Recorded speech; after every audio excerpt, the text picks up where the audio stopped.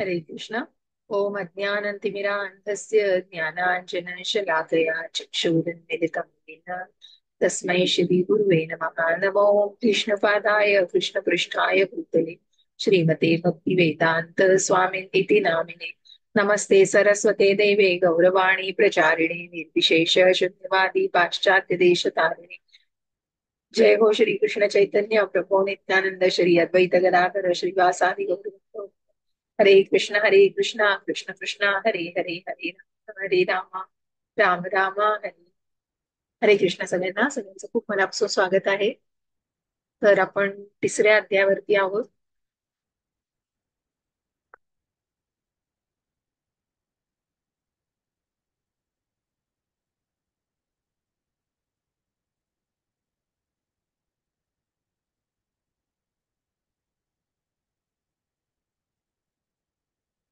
Okay Sayali माताची काही हरकत नाही, काळजी घ्या. सध्याची आता थंडी पडली असल्यामुळे काही आवाज येतात जरा. हो हो.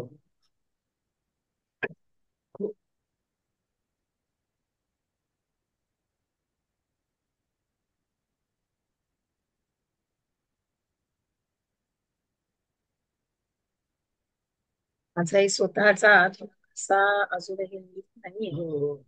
ठरवलं की आवाजच फुटत नाहीये माझा. हो, नाही नाही नाही, काळजी घ्या कारण ही हवेनी आहे. हो हो. तर जरा आजच औषध घेऊन आले, परत पूर्ण जातच नाहीये, म्हणजे हम्म. वेळ लागतोय जायला. हो. अच्छा. तर ठीक आहे. पण 12 श्लोक पूर्ण करे तिसऱ्या अध्यायामधले, आणि आपण 13व्या श्लोकावरती आज आहोत. तर सगळ्यात पहिल्यांदी श्री श्री राधा गोविंद यांच्या चरणी साष्टांग दंडवत. श्री श्रीला प्रभुपाद यांना साष्टांग दंडवत. श्री गौर निताई यांना साष्टांग दंडवत.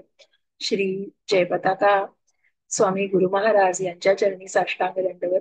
श्री नामनिष्ठ प्रभूजी यांनाही माझा साष्टांग दंडवत. आणि या इस्कॉनच्या पूर्ण टीमला माझा सादर प्रणाम करून आपण आपल्या अध्ययन ग्रंथाला सुरू करूया. तर कुणाला इतरांना वाचायची इच्छा आहे का? पुष्पलता माताजी, सायली माताजी तुम्ही काळजी घ्या. मीनल माताजी, मृणालिनी वाचू माताजी, शकते. कुणाला वाचायचंय? मीनल मी माताजी वाच. वाचते. हरे कृष्ण. यज्ञशिष्टाशिनः सन्तो मुच्यन्ते सर्व किल्बिषैः भुञ्जते ते त्वघं पापा ये पचन्त्यात्मकारणात्. भगवत भक्त हे सर्व प्रकारच्या पापातून मुक्त होतात, कारण ते सर्वप्रथम यज्ञाला अर्पण केलेले अन्न ग्रहण करतात. इतर लोक जे आपल्या स्वतःच्या इंद्रिय भोगाकरिता भोजन बनवतात ते खरोखर केवळ पापच भक्षण करतात. तात्पर्य: भगवत भक्त किंवा कृष्ण भावना भावित असणाऱ्या व्यक्तींना संत म्हटले जाते, आणि ब्रह्मसंहितेमध्ये सांगितल्याप्रमाणे ते नेहमी भगवत प्रेमामध्येच लीन असतात. प्रेमांजय छुरित. मॅडम हे वाचता? हो, प्रेमांजन चरित भक्ती विलोचनेन संतः सदैव हृदयेषु विलोकयन्ति.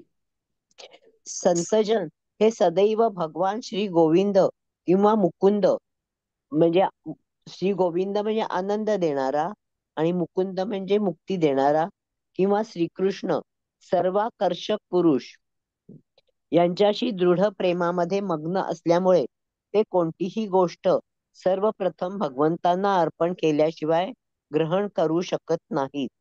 म्हणून असे भक्त नेहमी भक्तीच्या विविध मार्गांद्वारे, उदाहरणार्थ श्रवण, कीर्तन, स्मरण, अर्चन इत्यादी यज्ञच करीत असतात. आणि अशा प्रकारचे यज्ञ सदैव केल्यामुळे ते भौतिक संसाराच्या पापमय संगतीच्या सर्व प्रकारच्या दोषांपासून अलग राहू शकतात. इतर लोक जे स्वतःसाठी किंवा इंद्रिय तृप्तीसाठी अन्न शिजवितात ते केवळ चोरच आहेत असे नाही, तर ते सर्व प्रकारचे पापच भक्षण करणारे आहेत. जर एखादी व्यक्ती चोर आणि पापी असेल तर ती कशी सुखी असू शकेल? हे केवळ अशक्य आहे.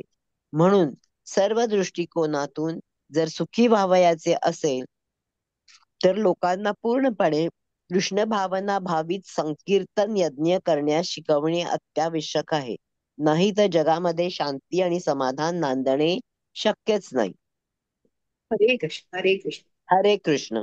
जसं आपण आधीच्या श्लोकांमध्ये याचा उल्लेख ऐकला की भगवंतांना म्हणजे श्री विष्णूंना सगळे यज्ञ अर्पण केलेले आहेत. जसं म्हटलं की भगवंतांचं आहे ते भगवंतांपर्यंतच पोहोचवलं जातं.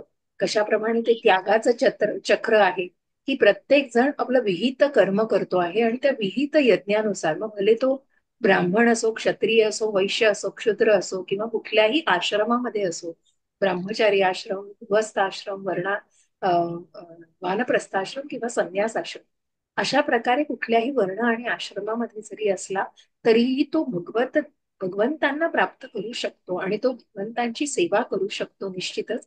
की त्याचं एकच महत्व आहे की कृष्ण भावना भावित कर्म.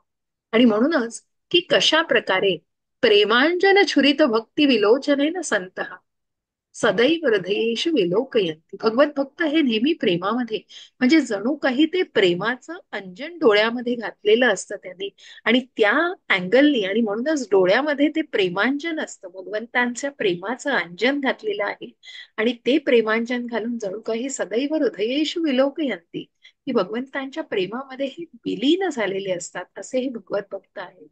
आणि म्हणूनच श्री गोविंद जे आनंद देणारे आहेत, मुकुंद जे मुक्ती देणारे आहेत आणि श्रीकृष्ण जे सगळ्यांना आकर्षित करणारे आहेत, यांच्याशी दृढ प्रेमामध्ये मग्न झाल्यामुळे ते कोणतीही गोष्ट सर्वप्रथम भक्तांना अर्पण केल्याशिवाय ग्रहण करू शकत नाही.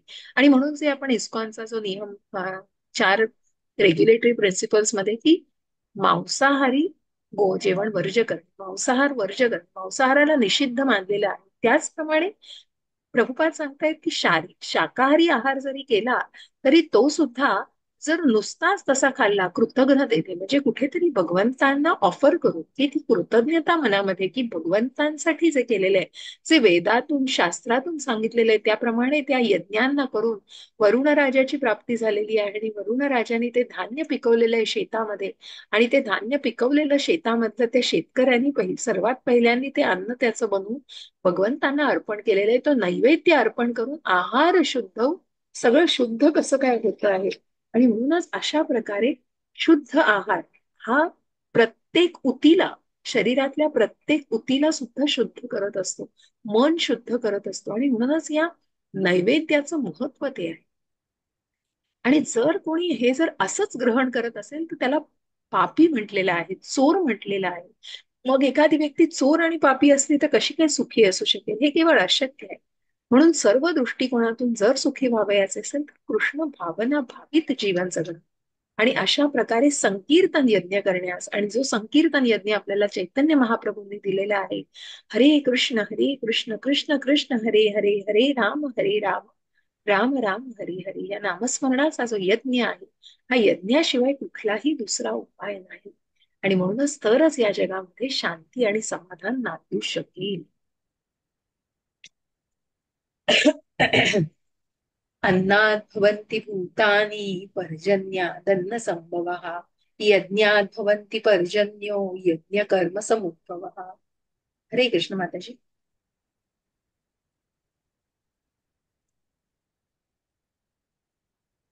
मीनल वाचणार?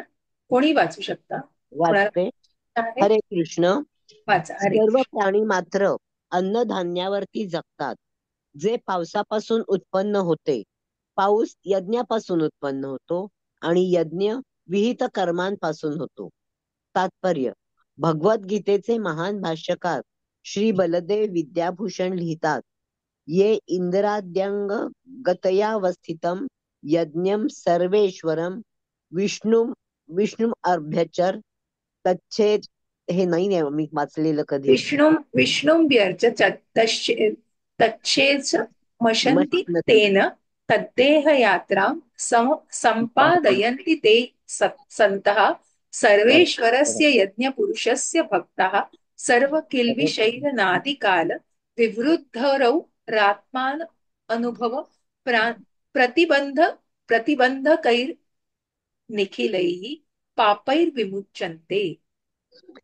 भगवान जे यज्ञपुरुष किंवा सर्व यज्ञांचे भोक्ता म्हणून जाणले जातात, ते सर्व देवदेवतांचे अधिपती आहेत. ज्याप्रमाणे शरीराचे विविध अवयव पूर्ण शरीराची सेवा करतात, त्याप्रमाणे देवदेवता भगवंतांची सेवा करतात. इंद्र, चंद्र आणि वरुण यासारख्या देवतांना भौतिक कार्याची व्यवस्था करण्यासाठी अधिकारी म्हणून नेमण्यात आले आहे. वेद आपल्याला या देवतांना संतुष्ट करण्यासाठी यज्ञ करण्याचा आदेश देतात, जेणेकरून ते पुरेशा प्रमाणात अन्नधान्य निर्मिती करण्यास, पुरेशा प्रमाणात हवा, प्रकाश आणि पाणी पुरवठा करण्यास प्रसन्न होतील.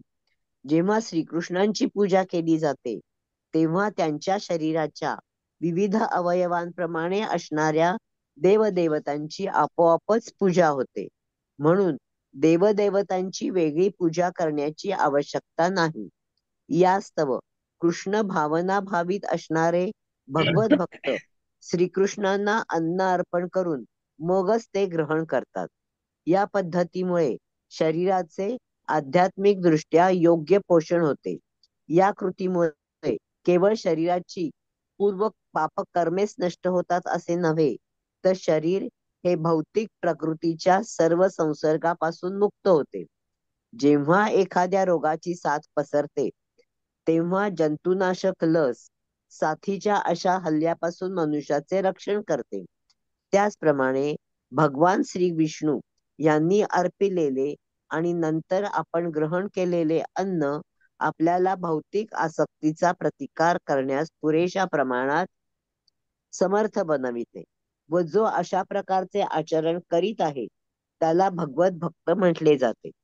म्हणून जो कृष्ण भावना भावित व्यक्ती केवळ श्रीकृष्णांना अर्पण केलेले अन्न ग्रहण करतो, तो आत्मसाक्षात्काराच्या प्रगतीमध्ये अडथळेच असणाऱ्या पूर्वीच्या सर्व भौतिक संसर्गाच्या फळांचा प्रतिकार करू शकतो.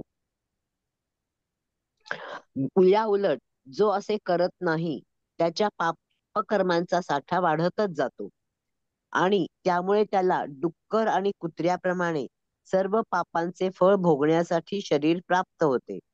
भौतिक जग हे पूर्णपणे दोघांनी भरले आहे आणि जो भगवत प्रसाद ग्रहण करून प्रतिकार करण्यात समर्थ झाला आहे, तो या दोषांच्या हल्ल्यापासून वाचतो. पण जो असे करत नाही, तो दोषांचे परिणाम भोगण्यास पात्र होतो. वास्तविकपणे अन्नधान्य आणि भाजीपाला हे खाण्यास योग्य पदार्थ आहेत. मनुष्य प्राणी विविध प्रकारचे अन्नधान्य, भाजीपाला, फळफळावळे इत्यादी ग्रहण करतात आणि प्राणी हे अन्नधान्य आणि भाजीपाल्यांचे अवशेष, गवत, वनस्पती इत्यादी ग्रहण करतात. जे लोक मांस खाण्याच्या आहारी गेलेले आहेत, त्यांना सुद्धा वनस्पतीच्याच उत्पादनावरती अवलंबून राहावे लागते, कारण पशुही वनस्पतीच खातात. म्हणून सरते शेवटी आपल्याला मोठमोठ्या कारखान्यांच्या उत्पादनावर नव्हे, तर शेतीच्या उत्पादनावरच अवलंबून राहावे लागते. शेतीचे उत्पादन हे पुरेशा प्रमाणात पाऊस झाल्यामुळे होते. या पावसाचे नियंत्रण इंद्र, चंद्र व सूर्य इत्यादी देवतांद्वारे केले जाते आणि या सर्व देवता भगवंतांचे सेवक आहेत. भगवंतांना यज्ञाद्वारे संतुष्ट करता येते, म्हणून जो यज्ञ करत नाही, तो स्वतःच टंचाईग्रस्त होईल. हा प्रकृतीचा नियमच आहे. म्हणून या युगासाठी सांगण्यात आलेला यज्ञ, विशेष करून संकीर्तन यज्ञ, हा आपण निदान अन्नधान्याच्या टंचाईपासून वाचण्यासाठी तरी करणे आवश्यक आहे. हरि हरे ओम. कृष्ण हरे कृष्ण. हरे कृष्ण. आणि म्हणून यज्ञात भवती, म्हणूनच म्हटलं यज्ञानाम जप यज्ञोस्मी. यज्ञोस्मी कारण का, की कशा प्रकारे हा संकीर्तन यज्ञ आणि या कलियुगाचा जो यज्ञ आहे तो नामस्मरणाचा यज्ञ आहे.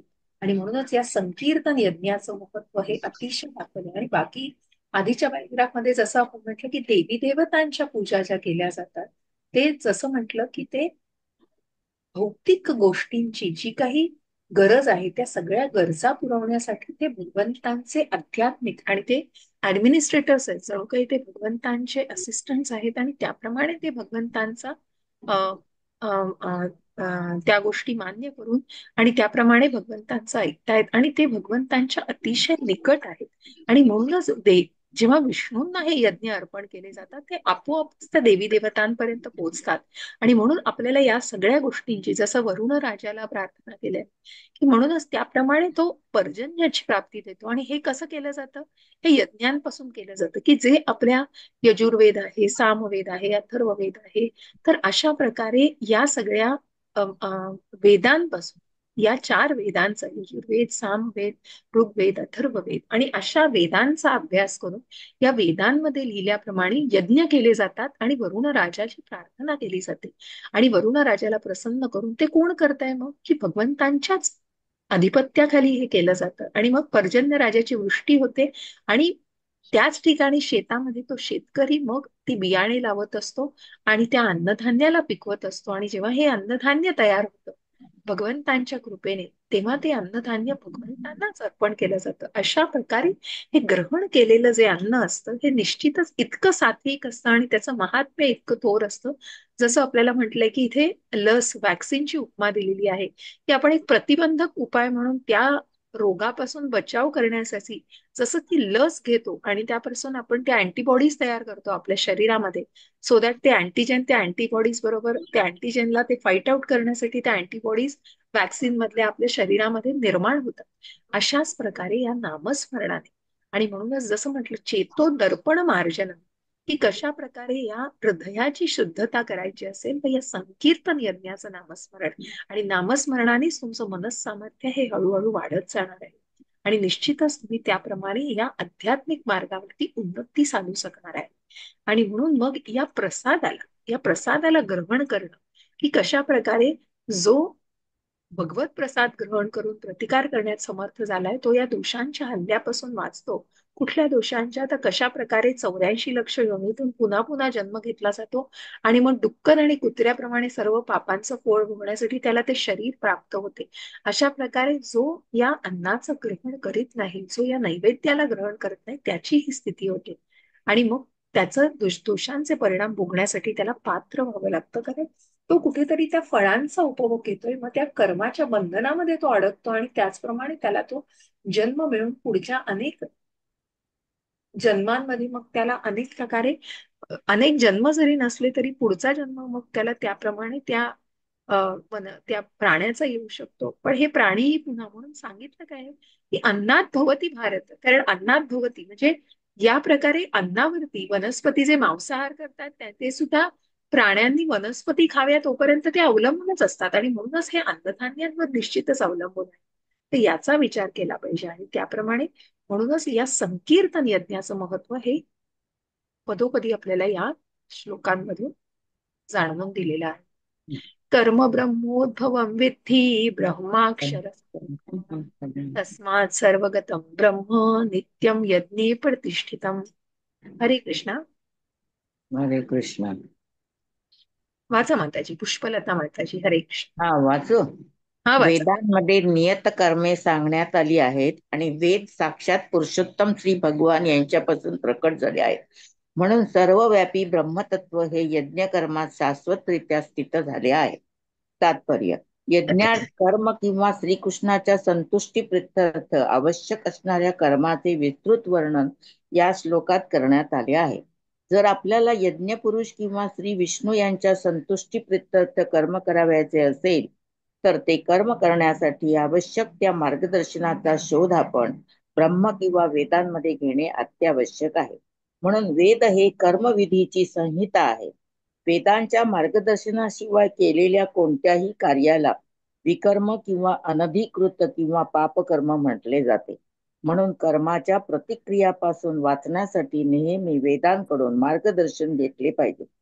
ज्याप्रमाणे सामान्य जीवनात आपल्याला राष्ट्र नियमानुसार कर्म करावे लागते, त्याप्रमाणे मनुष्याने भगवंताच्या सर्वश्रेष्ठ राज्याच्या नियमानुसार कर्म केले पाहिजे.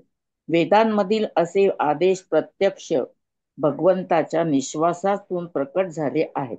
असे म्हटले आहे की अस्य महतो भूतस्य भगवंताच्या भूतस्य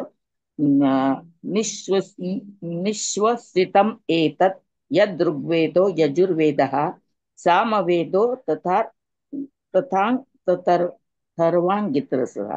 ऋग्वेद, यजुर्वेद, सामवेद आणि अथर्ववेद हे 4 वेद प्रत्यक्ष पुरुषोत्तम श्री भगवान यांच्या निश्वासातून प्रकट झाले आहेत. भगवंत हे सर्व शक्तिमान असल्यामुळे श्वासाद्वारेही बोलू शकतात. कारण ब्रह्मसंहितेतही स्पष्ट करण्यात आले आहे की भगवंत इतके सर्व शक्तिमान आहेत की ते आपल्या प्रत्येक इंद्रियाद्वारे इतर सर्व इंद्रियांच्या क्रिया करू शकतात. दुसऱ्या शब्दात सांगावयाचे तर भगवंत आपल्या श्वासोश्वासाद्वारे बोलूही शकतात आणि डोळ्याद्वारे गर्भधारणाही करू शकतात. वास्तविकपणे असे म्हटले आहे की त्यांनी भौतिक प्रकृतीवर दृष्टिक्षेप टाकला आणि सर्व जीवांची गर्भधारणा केली. निर्मिती किंवा बद्ध जीवांना भौतिक प्रकृतीच्या गर्भामध्ये गर्भस्थ करून झाल्यावर त्यांनी वेदांमध्ये असे मार्गदर्शन दिले ज्याचा स्वीकार करून बद्ध जीव भगवत धामात परत येऊ शकतील. आपण नेहमी लक्षात ठेवले पाहिजे की भौतिक प्रकृतीतील सर्व बद्ध जीव हे भौतिक भोगासाठी अत्यंत उत्सुक असतात. पण वेदांची रचना अशा पद्धतीने केली आहे की ज्यामुळे मनुष्य आपल्या विकृत इच्छा पूर्ण करू शकतो व तसेच तथाकथित भोग संपल्यावर भगवंताकडे परत जाऊ शकतो. मोक्ष प्राप्ती करणे ही बद्ध जीवांसाठी एक संधीच असते. म्हणून कृष्ण भावना भावित होऊन बद्ध जीवांनी यज्ञ पद्धती अनुसरण्याचा प्रयत्न करणे अत्यावश्यक आहे. ज्यांनी वेदांचे पालन केले नाही ते सुद्धा कृष्ण भावनेच्या तत्वाचा अंगीकार करू शकतात. कारण कृष्ण भावनेचा अंगीकार करणे म्हणजे वैदिक कर्मे किंवा वैदिक यज्ञ केल्याप्रमाणे आहे. हरे कृष्ण हरे हरे कृष्ण. कृष्ण. खूप सुंदर असं दिलंय जो वेदांचा अभ्यास आणि जो जसं आपण म्हटलं की वेदांमध्ये आणि शास्त्रांमध्ये दिलेलं आहे की ते जे यज्ञाचं चक्र आहे की वेदांपासून की जे यज्ञांचं कर्म आहे की ज्या यज्ञांना करायचं आहे जे यज्ञ काही जे विधी आणि सगळ्या गोष्टी करायच्या आहेत त्याची सगळी वेदांमध्ये उल्लेख केलेला आहे. आणि वेदांपासून ते वेदांपर्यंत भगवंतांपासून भगवंतांपर्यंत, कारण वेदांचा अंत हे भगवंत आहेत. वेदांचा अभ्यास केलाय ते भगवंतांना जाणण्यासाठी केलेला आहे. जसं आपण म्हणतो ही उपनिषद आहेत, वेद आहेत किंवा या सगळ्या गीतोपनिषदच आहे. हे भगवद्गीता उपनिषद आहे आणि म्हणूनच त्याचं महात्म्य इतकं थोर आहे. जर हे सगळ्याचा अभ्यास केला पण तिथे कृष्ण भावनाच मिसिंग असेल तर काय त्या वाचण्याचा आणि काय त्या वेदांचा अर्थ आहे. पण भगवंतांना जाणणं आणि म्हणूनच जसं म्हटलेलं आहे की मनुष्याने भगवंतांच्या सर्वश्रेष्ठ राज्याच्या नियमानुसारच कर्म केले पाहिजे. वेदांमध्ये असे आदेश प्रत्यक्ष भगवंतांच्या निश्वासातून प्रकट झालेले आहेत. आणि म्हणून त्या श्लोकामधून दिलेलं आहे की भगवंत हे सर्व शक्तिमान असल्यामुळे श्वासाद्वारेही बोलू शकतात. कारण भगवंतांची शरीर आणि आत्मा हे एकच आहे. आणि भगवंतांची शक्ती जसं म्हटलंय की भगवंतांच्या या शक्ती आपल्याला या 11व्या अध्यायामध्ये जेव्हा आपण जाऊ तेव्हा विश्वरूप दर्शन भगवंतांनी इकडे तिकडे नाही तर अर्जुनाला तिथे प्रत्यक्ष कुरुक्षेत्रावरती तिथल्या तिथे भगवंतांनी ते विश्वरूप दर्शन दिलेलं जिथे अख्खं चराचर भगवंतांमध्ये सामील झालेलं आहे, समाविष्ट आहे. आणि अशा प्रकारे भगवंतांच्या या सगळ्या पोटेन्सीज म्हणजे भगवंतांच्या या सगळ्या पॉवर्सद्वारे आणि भगवंतांच्या त्या शक्तीद्वारे ते सर्व शक्तिमान असल्यामुळे श्वासाद्वारेही बोलू शकतात, डोळ्यांद्वारे गर्भधारणा करू शकतात. कुठल्याही इंद्रियांचं काम ते कुठल्याही डोळ्यांद्वारे ते आपलं नैवेद्य ग्रहण करतात. आणि म्हणूनच आपण जेव्हा नैवेद्य अर्पण करतो मग तो भोग झाकला जातो की भगवंत तो अर्पण करणार आहेत, कोणी त्याच्यावर दृष्टिक्षेप टाकला जात नाही. आणि त्यानंतर ते अन्न भगवंतांनी ग्रहण केलेलं आणि भगवंतांचा तो नैवेद्य जेव्हा ग्रहण केला जातो तेव्हा त्याचं महत्व आणि त्याचं महात्म्य इतकं थोर आहे की निश्चितच त्या व्यक्तीमध्ये ती संवेदना जागृत होते. आणि म्हणूनच भावना जसं प्रभुपाद म्हणतात की फक्त प्रसाद ग्रहण करण्यासाठी इस्कॉनमध्ये लोक येतात, येऊ दे, आता ती तेवढ्यासाठी येतील, प्रसादाच्या आकांक्षेने येतील, अपेक्षेने येतील, पण तो प्रसाद ग्रहण करून निश्चितच त्यांच्या प्रत्येक पेशीमध्ये ते बदल होतील आणि त्यांच्या प्रत्येक पेशी शुद्ध होतील आणि निश्चितच ते कृष्ण भावनेकडे हळूहळू स्वरूपामध्ये वळायला लागतील. आणि म्हणूनच इथे म्हटलं आहे की निर्मिती किंवा बद्ध जीवांना भौतिक प्रकृतीच्या गर्भामध्ये गर्भस्थ करून झाल्यावर त्यांनी वेदांमध्ये असे मार्गदर्शन दिले की प्रकृती ही माता आहे, भगवंत हे बीज देणारे पिता आहे आणि प्रकृतीला भगवंत गर्भस्थ करतायत आणि या जीवांची निर्मिती करतायत. हे जे जीव तत्व आहे हे भगवंतांपासूनच निर्मिती आहे, पण ती गर्भधारणा करणारी कोण आहे? प्रकृती आहे. जसं आपण त्या राईस विविल्स आणि ज्या अ, धान्यामधल्या त्या राईस विविल्स वर हे केलं जातं की ते जे किडे असतात तर ते कशापासून? तर तांदळापासून नाही आले, तिथे ती मादीने अंडी घातली म्हणून ते किडे पोटकीड त्याला आलेलं आहे. कोणाला वाटतं ते तांदळापासूनच आलेलं, तर तसं नसतं ते. आणि म्हणूनच बीज देणारे पिता हे प्रत्यक्ष भगवंत आहे. आणि म्हणून वेदांची रचना आचार पद्धतीने केलेली की मनुष्य आपल्या विकृत इच्छा पूर्ण करू शकतो, तसेच तथागतीत भोग संपल्यावर भगवंतांकडे परत जाऊ शकतो. कारण मनुष्य जन्म हा दुर्मिळ आहे. जसं मी म्हटलं गेल्याच आपल्या लेक्चरमध्ये म्हटलंय की 84 लक्ष योनींपैकी 4 लक्ष हे मनुष्य जन्म आहे. आणि या मनुष्य जन्मामध्ये ही संधी मिळालेली वेदांचा अभ्यास करून या आध्यात्मिक उन्नतीला सांगण्यासाठी भगवंतांनी निश्चितच ही संधी, ही एक सूट दिलेली आहे, ही इच्छाची सूट दिलेली आहे. आणि म्हणून कृष्ण भावना भावित होऊन बद्ध जीवांनी यज्ञ पद्धती अनुसरण्याचा प्रयत्न करणं आवश्यक आहे. ज्यांनी वेदांचं पालन केलं नाही ते सुद्धा कृष्ण भावनेच्या तत्वाचा अंगीकार करू शकतात. कारण कृष्ण भावनेचा अंगीकार करणे म्हणजेच वैदिक कर्मे आणि वैदिक यज्ञ केल्याप्रमाणे. मग भले तुम्ही अनेक यज्ञ आहेत की जे प्रॅक्टिकली शक्य नाही आहेत, पण तुम्ही हा नामसंकीर्तन यज्ञ निश्चितच करू शकता, जो अत्यंत सुलभ आहे आणि त्यामध्ये निश्चितच होऊ शकतो. कृष्ण एवं प्रवर्तितं चक्रं नानुवर्तयति यः आघायुरिन्द्रिया रामो मोघं पार्थ स जीवति. हरे हरे कृष्ण. हरे कृष्ण. वाचू का? कोण वाचतंय? मी वाचू वाच. शकता मिनल माताजी, वाचू शकता, वाचा. हे पार्थ, जी व्यक्ती वेदांद्वारे प्रस्थापित यज्ञचक्राचे पालन मनुष्य जीवनामध्ये करीत नाही, ती निश्चितपणे पापमय जीवन जगते. अशी व्यक्ती केवळ इंद्रिय तृप्ती करिताच जगत असल्याने व्यर्थच जीवन जगते. तात्पर्य: काबाड कष्ट करा आणि इंद्रिय भोग घ्या. या भोगवादी तत्वज्ञानाची निंदा या ठिकाणी भगवंतांनी केली आहे.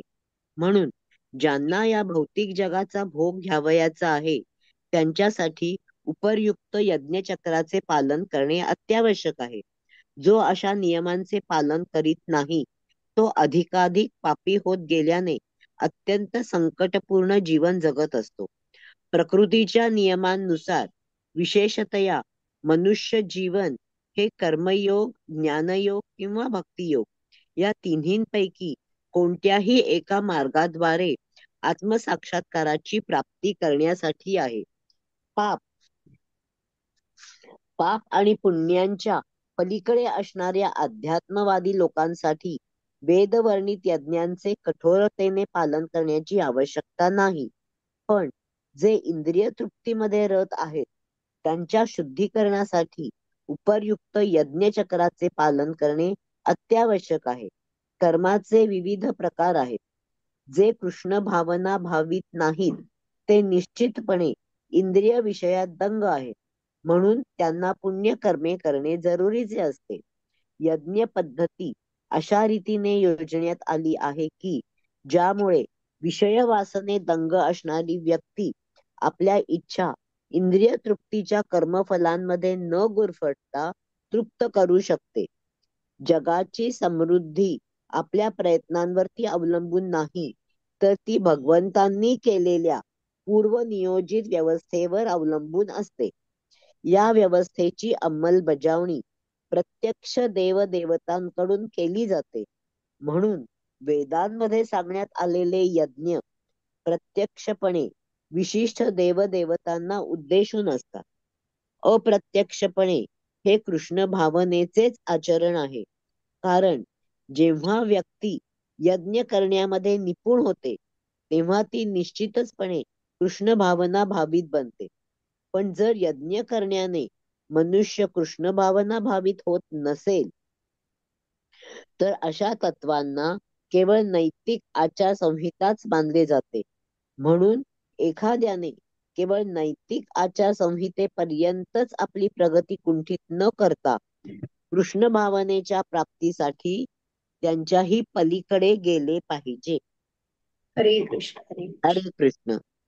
हरे आणि कृष्ण. म्हणून इथे जसं मी म्हंटल की आत्म इंद्रिया वांछो तारो नाम काम आणि कृष्ण इंद्रियां वांछो तारो नाम प्रेम. आणि म्हणूनच मग स्वतःच्या इंद्रिय भोगांकरता जेव्हा या गोष्टी करायच्या आहेत, तर त्या तत्वज्ञानांची भगवंताने इथे निंदा केलेली आहे. कारण कष्ट करा पण ते इंद्रिय भोगासाठी करा असं असं म्हणणं जे आहे. कारण तिथे कुठेतरी मग तुम्ही पुन्हा त्या इंद्रिय तृप्तीसाठी त्या गोष्टी करतायत, स्वार्थासाठी करताय. आणि म्हणून ज्यांना या भौतिक जगाचा भोग घ्यावयाचा असेल त्यांच्यासाठी उपयुक्त यज्ञचक्राचं पालन करणं अतिशय आवश्यक असते. अशा नियमांचं पालन जो करीत नाही तो अधिकाधिक पाप होत गेल्याने त्याला संकटपूर्ण जीवन जगायला मग बऱ्याच संकटांना त्यांना तोंड द्यावं लागतं. कारण तिथे कुठेतरी भोगतारं मी आहे. पण खरं काय आहे, भोगतारम यज्ञ तपसाम सर्व लोक महेश्वर सर्व कृष्णार्पण. तुम्ही जेव्हा कृष्णाचं आहे ते कृष्णापर्यंतच पोहोचवताय तेव्हा तिथे कुठेतरी ती इंद्रिय तृप्तीची इच्छा नसते. आणि म्हणूनच अशा प्रकारे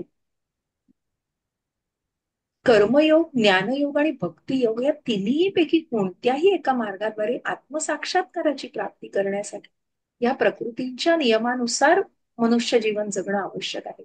आणि म्हणूनच अशा प्रकारे या योगांचं, जसं मी म्हटलं की योग, मग तो कर्मयोग आहे की कर्मातून भगवंतांशी जोडलं जाणं, भक्तीतून प्रत्यक्ष भगवंतांशी जोडलं जाणं, आणि ज्ञानातून की या भक्तीमध्ये कसं शिरायचंय आणि या भक्तीमधून कशा प्रकारे भगवंतांशी जोडलं जायचंय ते ज्ञान. कारण त्यासाठी कुठेतरी ती विरक्ती आवश्यक आहे, कुठेतरी तो ती भावना जोपासणं आवश्यक आहे.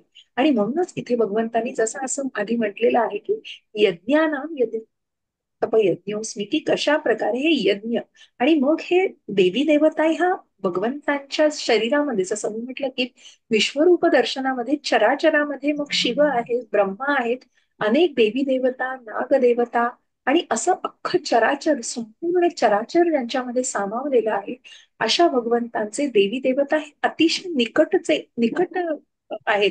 आणि म्हणूनच जेव्हा भगवंतांची प्रार्थना केली जाते तेव्हा आपोआपच त्यांनाही प्रसन्न केलं जातं. आणि म्हणूनच भगवंत पुढेही आपल्या काही अध्यायांमध्ये सांगतात ही अतिशय नाजूक गोष्ट आहे. कारण प्रत्येकाची काही श्रद्धा असते. कसं असतं की श्रद्धाच नसेल, आडातच नाही, ते पोऱ्यात कुठून येणार. कारण ती श्रद्धा ही भक्तीची पहिली पायरी आहे, पहिला टप्पा आहे. तिथे कृष्णच मान्य नाहीये, कृष्णावर विश्वासच नाहीये, तिथे नाही मग काहीच होऊ शकत आणि कुठेच काही जोडलं जाऊ शकत नाही. कारण तिथे फक्त अहंभाव असतो. मग तिथे कृतज्ञता नसतेच कुठे, कृतज्ञतेला वावच नसतो तिथे कुठे. कारण तिथे फक्त मी असतो, मी माझं आणि मी केलेलं आहे आणि माझ्यामुळे आहे, हा सगळा खोटा अहंकार तिथे जपला गेलेला असतो. आणि म्हणून वेदांमध्ये सांगण्यात आलेले यज्ञ प्रत्यक्षपणे विशिष्ट देवदेवतांना उद्देशून असतात, अप्रत्यक्षपणे हे कृष्ण भावनेचेच आचरण आहे. मग अशा वेळी म्हटलंय की सकाम कर्मामध्ये का होईना पुण्य करण्यासाठी एखादी व्यक्ती जर ते यज्ञ या करत असेल तर निश्चित त्याला मान्यता दिलेली आहे आणि त्याला निश्चित योग्य म्हटलेलं आहे. कारण कसं का होईना परंतु तो त्या मार्गावरती येतोय आणि त्या पुण्यकर्माचा आणि त्या यज्ञ कर्मांचा अवलंब करतोय. मग तो हळूहळू निश्चितच त्या कृष्ण भावनेमध्ये जरूरच येऊ शकतो. आणि म्हणून एखाद्याने केवळ नैतिक आचार संहितेपर्यंत आपली प्रगती कुंठित न करता कृष्ण भावनेच्या प्राप्तीसाठी त्यांच्या पलीकडे गेलं पाहिजे. कारण मग आपण म्हणतो भक्त त्याच्या पलीकडे आहे. हो, भक्ताला फक्त भगवंतांचा सहवास हवाय, भगवंतांची सेवा करायची आणि त्या सेवेमध्ये त्याला दृढता आणायची आहे. त्यामुळे त्याचा कुठेच he doesn't gate really deviate, कुठेही त्याचं डिस्ट्रॅक्शन होत नाही. आणि म्हणूनच अशा प्रकारे ही फोकस्ड व्यवसायात आहे. कारण मग त्याला माहिती आहे की आपल्याला काय करायचं आहे आणि ही कृष्ण भावना मनामध्ये जोपासलेली असते. आणि म्हणून आधीच्याही श्लोकांमध्ये आपण उल्लेख केला की भले काही विहित कर्म त्या व्यक्तीकडून नाही केली जाणार किंवा काही पुढे मागे होईल, काही चुका होतील, पण त्याची भावना महत्वाची आहे. कारण तिथे कृतज्ञता आहे, तिथे कृष्ण आहे आणि कृष्णासाठी, कृष्णाच्या संतुष्टीसाठी त्या गोष्टी केल्या जातात. का केलं युधिष्ठिराने आणि अर्जुनाने युद्ध का केलं? अधर्माचा नाश करायचाच होता, पण भगवंतांची इच्छा होती. भगवंतांच्या इच्छेखातर हे युद्ध त्यांनी केलेलं आहे. आणि म्हणूनच इथे जे आपण म्हणतोय की जसं ही इच्छेची सूट आपल्याला दिलेली आहे पण त्याला कुठेतरी ग्रँट आहे ना, ती भगवंतांचीच लागते. कारण कुठलंही गवताचं पातं सुद्धा भगवंतांच्या इच्छेशिवाय हलू शकत नाही. भले तुम्ही इच्छा करा पण त्याची इच्छेची पूर्तता ही भगवंतच करतायत. आणि आणि म्हणूनच इथे यज्ञकर्मांच्या महत्वानुसार दिलेलं आहे की भावना जोपासून ते करणं किती आवश्यक असतं. यस्त्वात्म यस्त्वात्मरिततिरेव स्यादात्मतृप्तश्च मानवः आत्मन्येव च संतुष्टस्तस्य कार्यं न विद्यते. हरे कृष्णा. हरे कृष्ण. कोण वाचतं?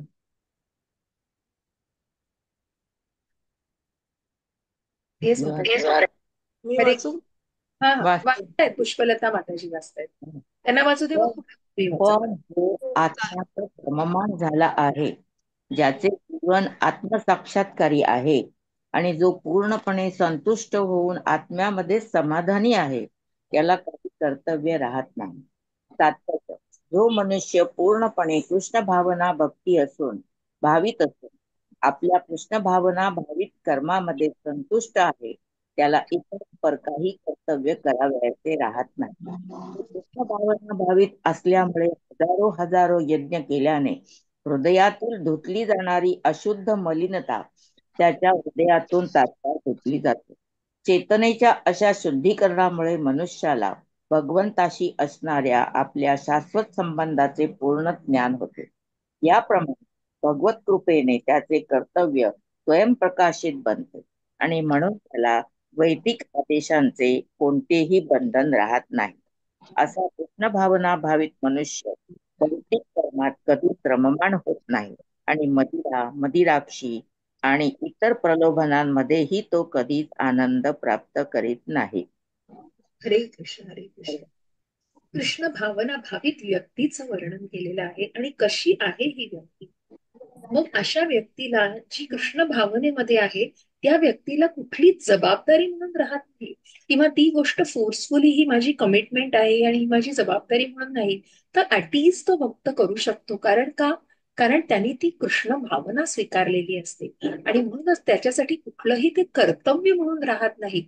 ज्या गोष्टी तो करतो तो अगदी आपसूकपणे स्वतःहूनच करत असतो, कारण त्याच्या हृदयाची मलिनता, जसं आपण म्हणतो की ही हृदयाची मलिनता बऱ्याच यज्ञांनी आणि याग केल्याने धुतली जाते, ती इथे या कृष्ण भावनेमुळे धुतली जाते.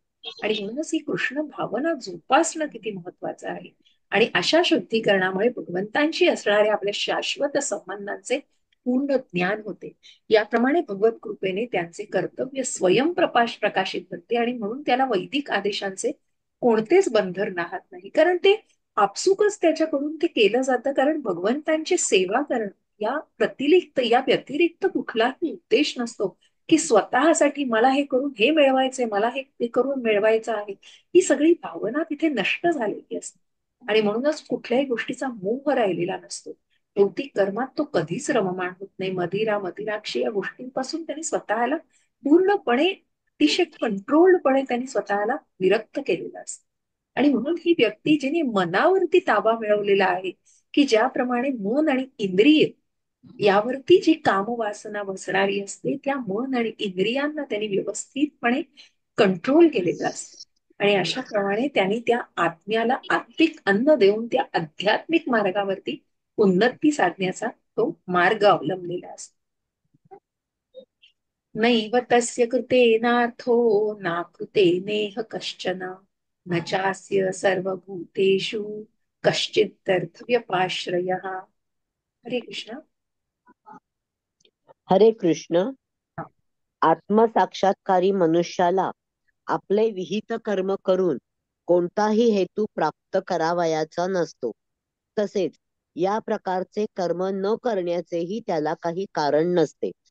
त्याचबरोबर इतर प्राणी मात्रांवरती अवलंबून राहण्याचीही त्याला काही आवश्यकता नसते. तात्पर्य: आत्मसाक्षात्कारी मनुष्याला केवळ कृष्ण भावना भावित कर्माशिवाय इतर कोणतेही विहित कर्म करण्याचे बंधन असू शकत नाही. पुढील श्लोकामध्ये स्पष्ट केल्याप्रमाणे कृष्ण भावना म्हणजे निष्क्रियता नव्हे. कृष्ण भावना भावित मनुष्य अथवा कृष्ण भावना भावित मनुष्य अथवा देवता कोणाचाही आश्रय घेत नाही. तो कृष्ण भावनेमध्ये जे काही करतो ते कर्तव्य पालन करण्यासाठी पुरेसे असते. आणि आणि म्हणून आत्मसाक्षात्कारी, जसं मी म्हंटल की आत्मिक म्हणजे आत्मिक पातळीवर विचार करणारे, शारीरिक पातळीवर नसून मी शरीर नाही मी आत्मा आहे हे ज्ञान तर भगवंताने दिलंय. हे सांगणं खूप सोपं आहे, पण परंतु जो त्याला इम्प्लिमेंट आणि जो ते आत्मीयतेने स्वतःमध्ये तो पूर्णपणे ते अम, अम, अम, काय म्हणतात ना, पूर्णपणे ग्रास करून त्यावरती इम्प्लिमेंटेशन केलं जातं आणि त्यावरती ती गोष्ट त्याप्रमाणे तो स्वतःमध्ये आणण्याचा प्रयत्न करत असतो. आणि अशा प्रकारच्या मनुष्याला जेव्हा तो कृष्ण भावना भावित असतो, त्याला कुठल्याही विहित कर्म करण्याची गरज भासत नाही. कारण तो विहित कर्म म्हणजे हे यज्ञ हे याग त्याला करण्याची नाही, कारण भगवंतांची सेवा नामस्मरण याच्यामध्ये त्यांनी स्वतःला इतकं दृढ केलेलं असतं की जे मी काही करतोय ते भगवंतांच्या संतुष्टीसाठी करतो. आणि म्हणूनच त्याला कुठल्याही मनुष्य किंवा देवतेवर अवलंबून राहायची इच्छा नसते. तो कुणाचाही आश्रय घेत नाही, कारण तो सर्वस्वी भगवंतांना सगळं अर्पण करत असतो. आणि म्हणूनच मग जो तो तो जे काही करतो कृष्ण भावने मध्ये, ते कर्तव्य पालन करण्यासाठी पुरेसं असतं. कारण जे मी काही करतोय ते माझ्या स्वतःसाठी न करता हे भगवंतांच्या संतुष्टी करता मी करतोय. सर्वम कृष्णार्पण, जसं भगवंतांनी 12व्या अध्यायात दिले की कशा प्रकारे माझ्या भक्तीमध्ये तुम्ही येऊ शकता. आता भगवंत कर्मातून सांगताय की या कर्मातून तुला कशा प्रकारे भक्ती आणि भगवंतांशी जोडला जाऊ शकतोस. त्याप्रमाणे भगवंतांनी सांगितलं आहे की कर्तव्य पालन करण्यासाठी हे निश्चित पुरेस. म्हणून एखादा गृहस्थ सुद्धा निश्चित आपल्या कर्तव्याचं पालन करून भगवंतांची सेवा म्हणजे या कृष्ण भावनेला अगदी सरसपणे जपू शकतो. तस्मात् सक्तः सततं कार्यं कर्म समाचर, असक्तो याचर कर्म परमात्मुक्ती पुरुषः. हरे कृष्ण. हरे कृष्ण.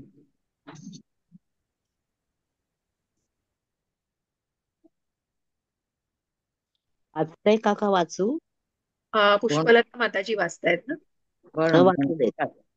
म्हणून कर्मफलावर आसक्ती न ठेवता मनुष्याने कर्तव्य म्हणून कर्म केले पाहिजे. कारण अनासक्त होऊन कर्म केल्याने त्याला परमेश्वर प्राप्ती होते. तात्पर्य: भक्तासाठी पुरुषोत्तम श्री भगवान सर्वात श्रेष्ठ आहेत, तर निर्विशेष वादांसाठी मोक्ष किंवा मुक्ती सर्वात श्रेष्ठ आहे. म्हणून जो मनुष्य योग्य मार्गदर्शनाखाली कर्मफलांवर आसक्ती न ठेवता श्रीकृष्णाप्रीत्यर्थ किंवा कृष्ण भावना भावित कर्म करीत असतो, तो निश्चितच जीवनाच्या सर्वश्रेष्ठ ध्येयाप्रत प्रगती करीत असतो. कुरुक्षेत्राच्या युद्धामध्ये अर्जुनाला श्रीकृष्णाप्रीत्यर्थ युद्ध करण्यात सांगण्यात आले आहे. कारण त्याने युद्ध करावे अशी श्रीकृष्णाची इच्छा होती. सज्जन असणे किंवा अहिंसक असणे ही वैयक्तिक आसक्तीचीच बाब आहे, परंतु परमेश्वरासाठी कर्म करणे म्हणजे फलांची अपेक्षा न ठेवता कर्म करणे होय. पुरुषोत्तम भगवान श्रीकृष्णाने सांगितलेले कर्म म्हणजे सर्वोच्च दर्जाचे परिपूर्ण कर्म होय. यज्ञ कर्मासारखी वैदिक कर्मकांडे ही इंद्रिय तृप्तीच्या क्षेत्रात केलेल्या पापकर्मांचे शुद्धीकरण होण्यासाठी केली जातात, परंतु कृष्ण भावना भावित कर्म हे शुभाशुभ कर्म फलांच्या पलीकडे असणारे दिव्य कर्म असते. कृष्ण भावना भावित मनुष्याला कर्मफलांवर मुळीच आसक्ती नसते, कारण ती केवळ श्रीकृष्णाप्रीत्यर्थ कर्म करीत असतो. ती सर्व प्रकारचे कर्म करीत असला तरीही पूर्णपणे अनासक्तच असतो. हरे कृष्ण. हरे कृष्ण. आणि म्हणूनच इथे भगवंत हे भक्तासाठी विशेष आहेत आणि भगवंतांसाठी सुद्धा भक्त विशेष आहेत. कारण भक्तासाठी पुरुषोत्तम भगवान हे सर्वश्रेष्ठ आहेत.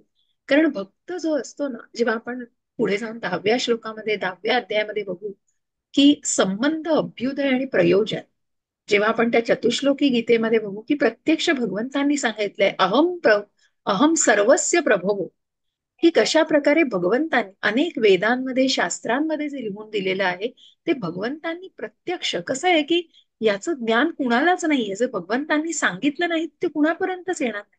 आणि म्हणूनच गीता ही भगवंतांनी प्रत्यक्ष सांगितलेली आहे.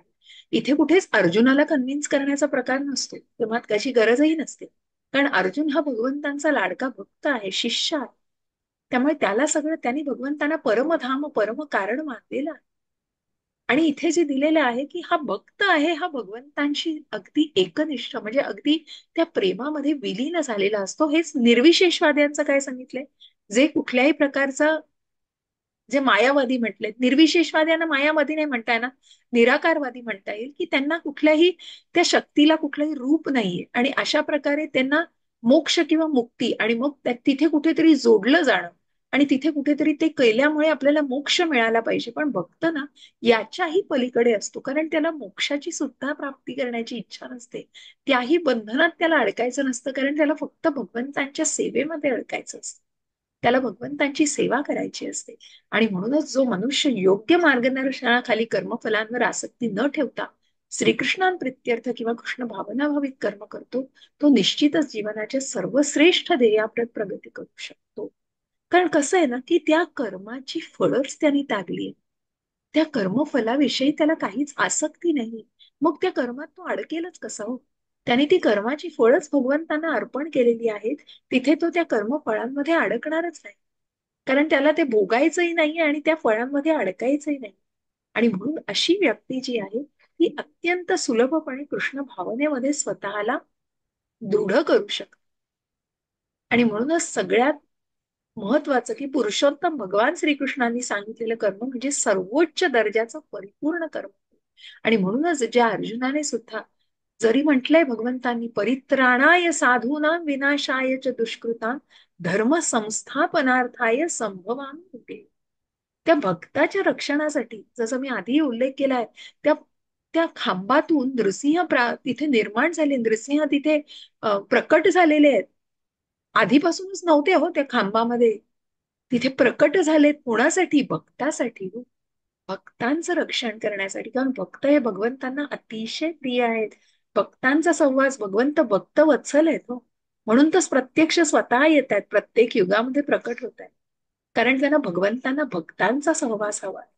कारण ते भक्त वत्सल आहे आणि प्रल्हादासारख्या भक्ताला भक्ताचं रक्षण करण्यासाठी, कारण ज्याची मध्ये मनापासून त्याची दृढता इतकी महत्वाची असती. स्थिता धीर मुनी, इतका धीर मनुष्य प्रल्हाद महाराज की भगवंत आहेत आणि ते माझी रक्षा करणार आहेत. अगदी गरम तेलात टाका, उंच दरीवरून खाली फेका, सारपांमध्ये द्या, राक्षसांमध्ये द्या, कशातही द्या, भगवंत आहेत, माझं रक्षण करणार आहेत. आणि त्याचप्रमाणे त्या हिरण्यकश्यपूला सांगतात की या खांबामध्ये सुद्धा माझे भगवंत आहेत.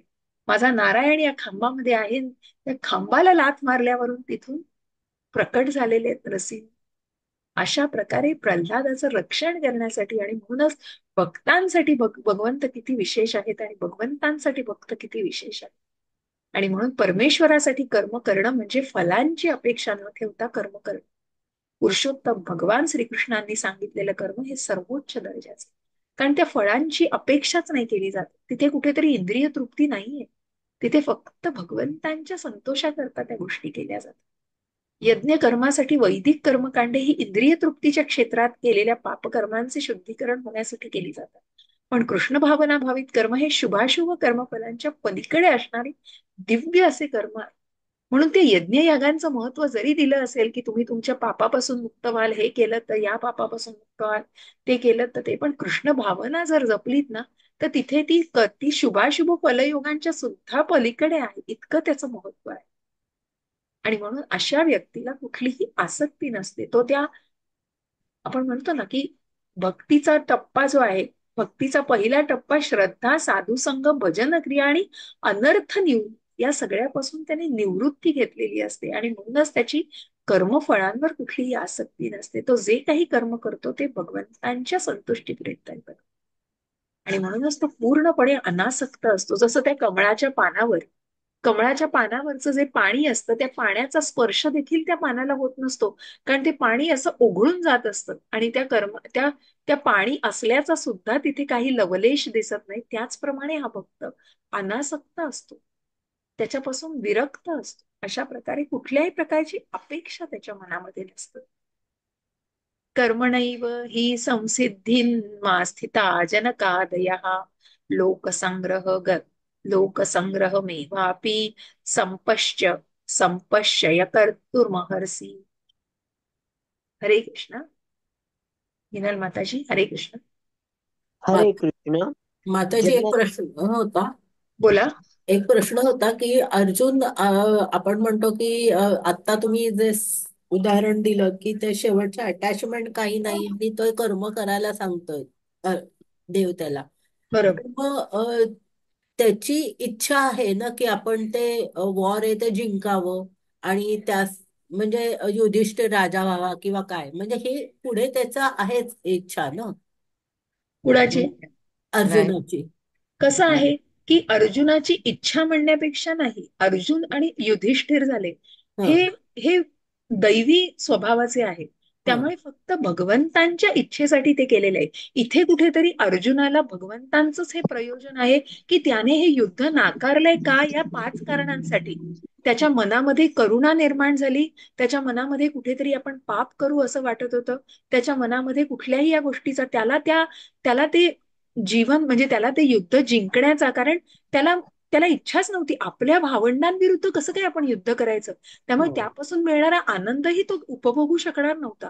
पण हं, हे भगवंतांनी त्याला वेगळ्या अँगलनी सांगितलं की जरी तू हे युद्ध जिंकलास तरीही तुला तिथेही तुला फायदाच आहे, आणि तू जरी ते युद्ध करता करता मेलास तरी तुला स्वर्गसुख प्राप्त होणार आहे. हे भगवंतांनी त्याचा दृष्टिकोन सांगितलेला आहे. हं, पण इथे जर तुम्ही बघाल की भागवतामध्ये पण पुढे त्याचा उल्लेख आहे की युधिष्ठिराने म्हणजे जेव्हा युद्ध संपतं तेव्हा भागवतामध्ये आज प्रभूजींनी सांगितलं की जेव्हा विदुर धृतराष्ट्राला सांगायला येतात, हे पुढच्या गोष्टी आहेत खूप, पण हे थोडस संदर्भ देण्यासारखं आहे म्हणून मी इथे हं, त्याचा उल्लेख करते की युधिष्ठिराला जरी ते सार्वभौमत्व आणि ते राजा म्हणून त्याला बसवायचं होतं गादीवर, तरी त्याला कुठलाही उपदेश देण्याची गरज नव्हती. पण जो धृतराष्ट्र होता ना, हं, आपली 100 मुलं गमावून बसलाय, तरीही कुठेतरी त्याला त्या धृत राष्ट्र, कारण धृत म्हणजे काय की त्याला ती कुठेतरी आसक्ती होती कशाची, राष्ट्राची, राज्याची, की आता आपला हा चुलता म्हणजे आपल्याला हा चुलता म्हणून का होईना पण राजा म्हणून बसेल.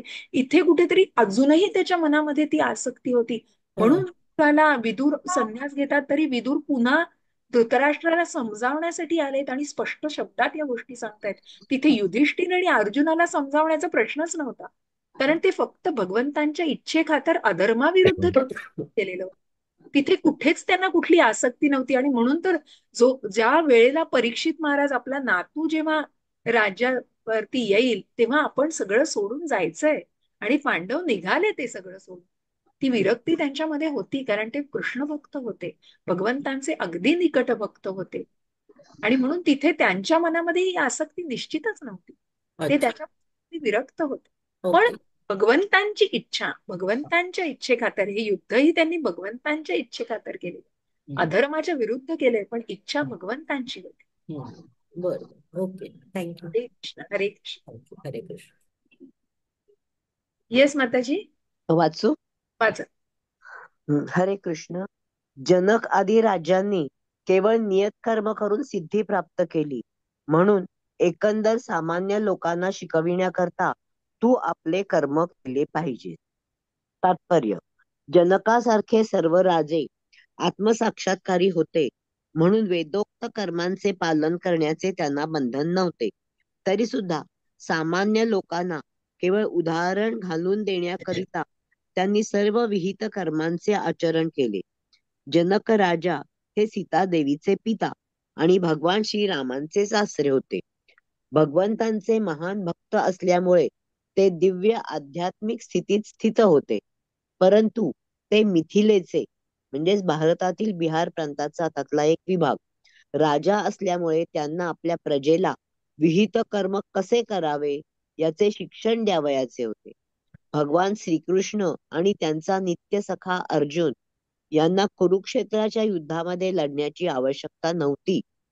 पण त्यांनी युद्ध केलेच, कारण त्यांना सामान्य लोकांना हेच शिकवावयाचे होते की ज्या ठिकाणी चांगला प्रतिवाद विफल होतो तेव्हा हिंसेचीही आवश्यकता असते. कुरुक्षेत्राच्या युद्धापूर्वी स्वतः भगवंतांनी युद्ध टाळण्यासाठी सर्व प्रयत्न केले होते, पण विपक्ष युद्ध करण्यासाठी निश्चयी होता. यास्तव अशा योग्य कारणासाठी युद्धाची आवश्यकता असतेच. कृष्ण भावनेमध्ये स्थित असलेल्या व्यक्तीला जरी या जगाबद्दल यत्किंचितही आस्था नसली तरी तो लोकांनी कसे जीवन जगावे आणि कसे कर्म करावे हे त्यांना शिकविण्यासाठी कर्म करतो. कृष्ण भावनेतील अनुभवी व्यक्ती असे आचरण करू शकते की त्यामुळे इतर सर्वजण त्याचे अनुसरण करतात. याचेच वर्णन पुढील श्लोकात करण्यात आले आहे. हरे कृष्ण हरे कृष्ण. हरे कृष्ण. तर आदर्श व्यक्ती म्हणून आपल्याला पुढच्या श्लोकामध्ये यद्यदा चरती कशा प्रकारे एक आदर्श व्यक्तीचं अनुसरण लोक कसं करतात. अनुकरण आणि अनुसरण याच्यामध्ये हा जो फरक आहे. अनुकरण म्हणजे काय की कॉपी करणं आणि त्याच व्यक्तीची त्याचप्रमाणे कॉपी करणं. पण अनुसरण म्हणजे त्यांच्या विचारांना फॉलो करणं आणि त्याचप्रमाणे ते आचरणात आणणं हे अनुसरण करणं.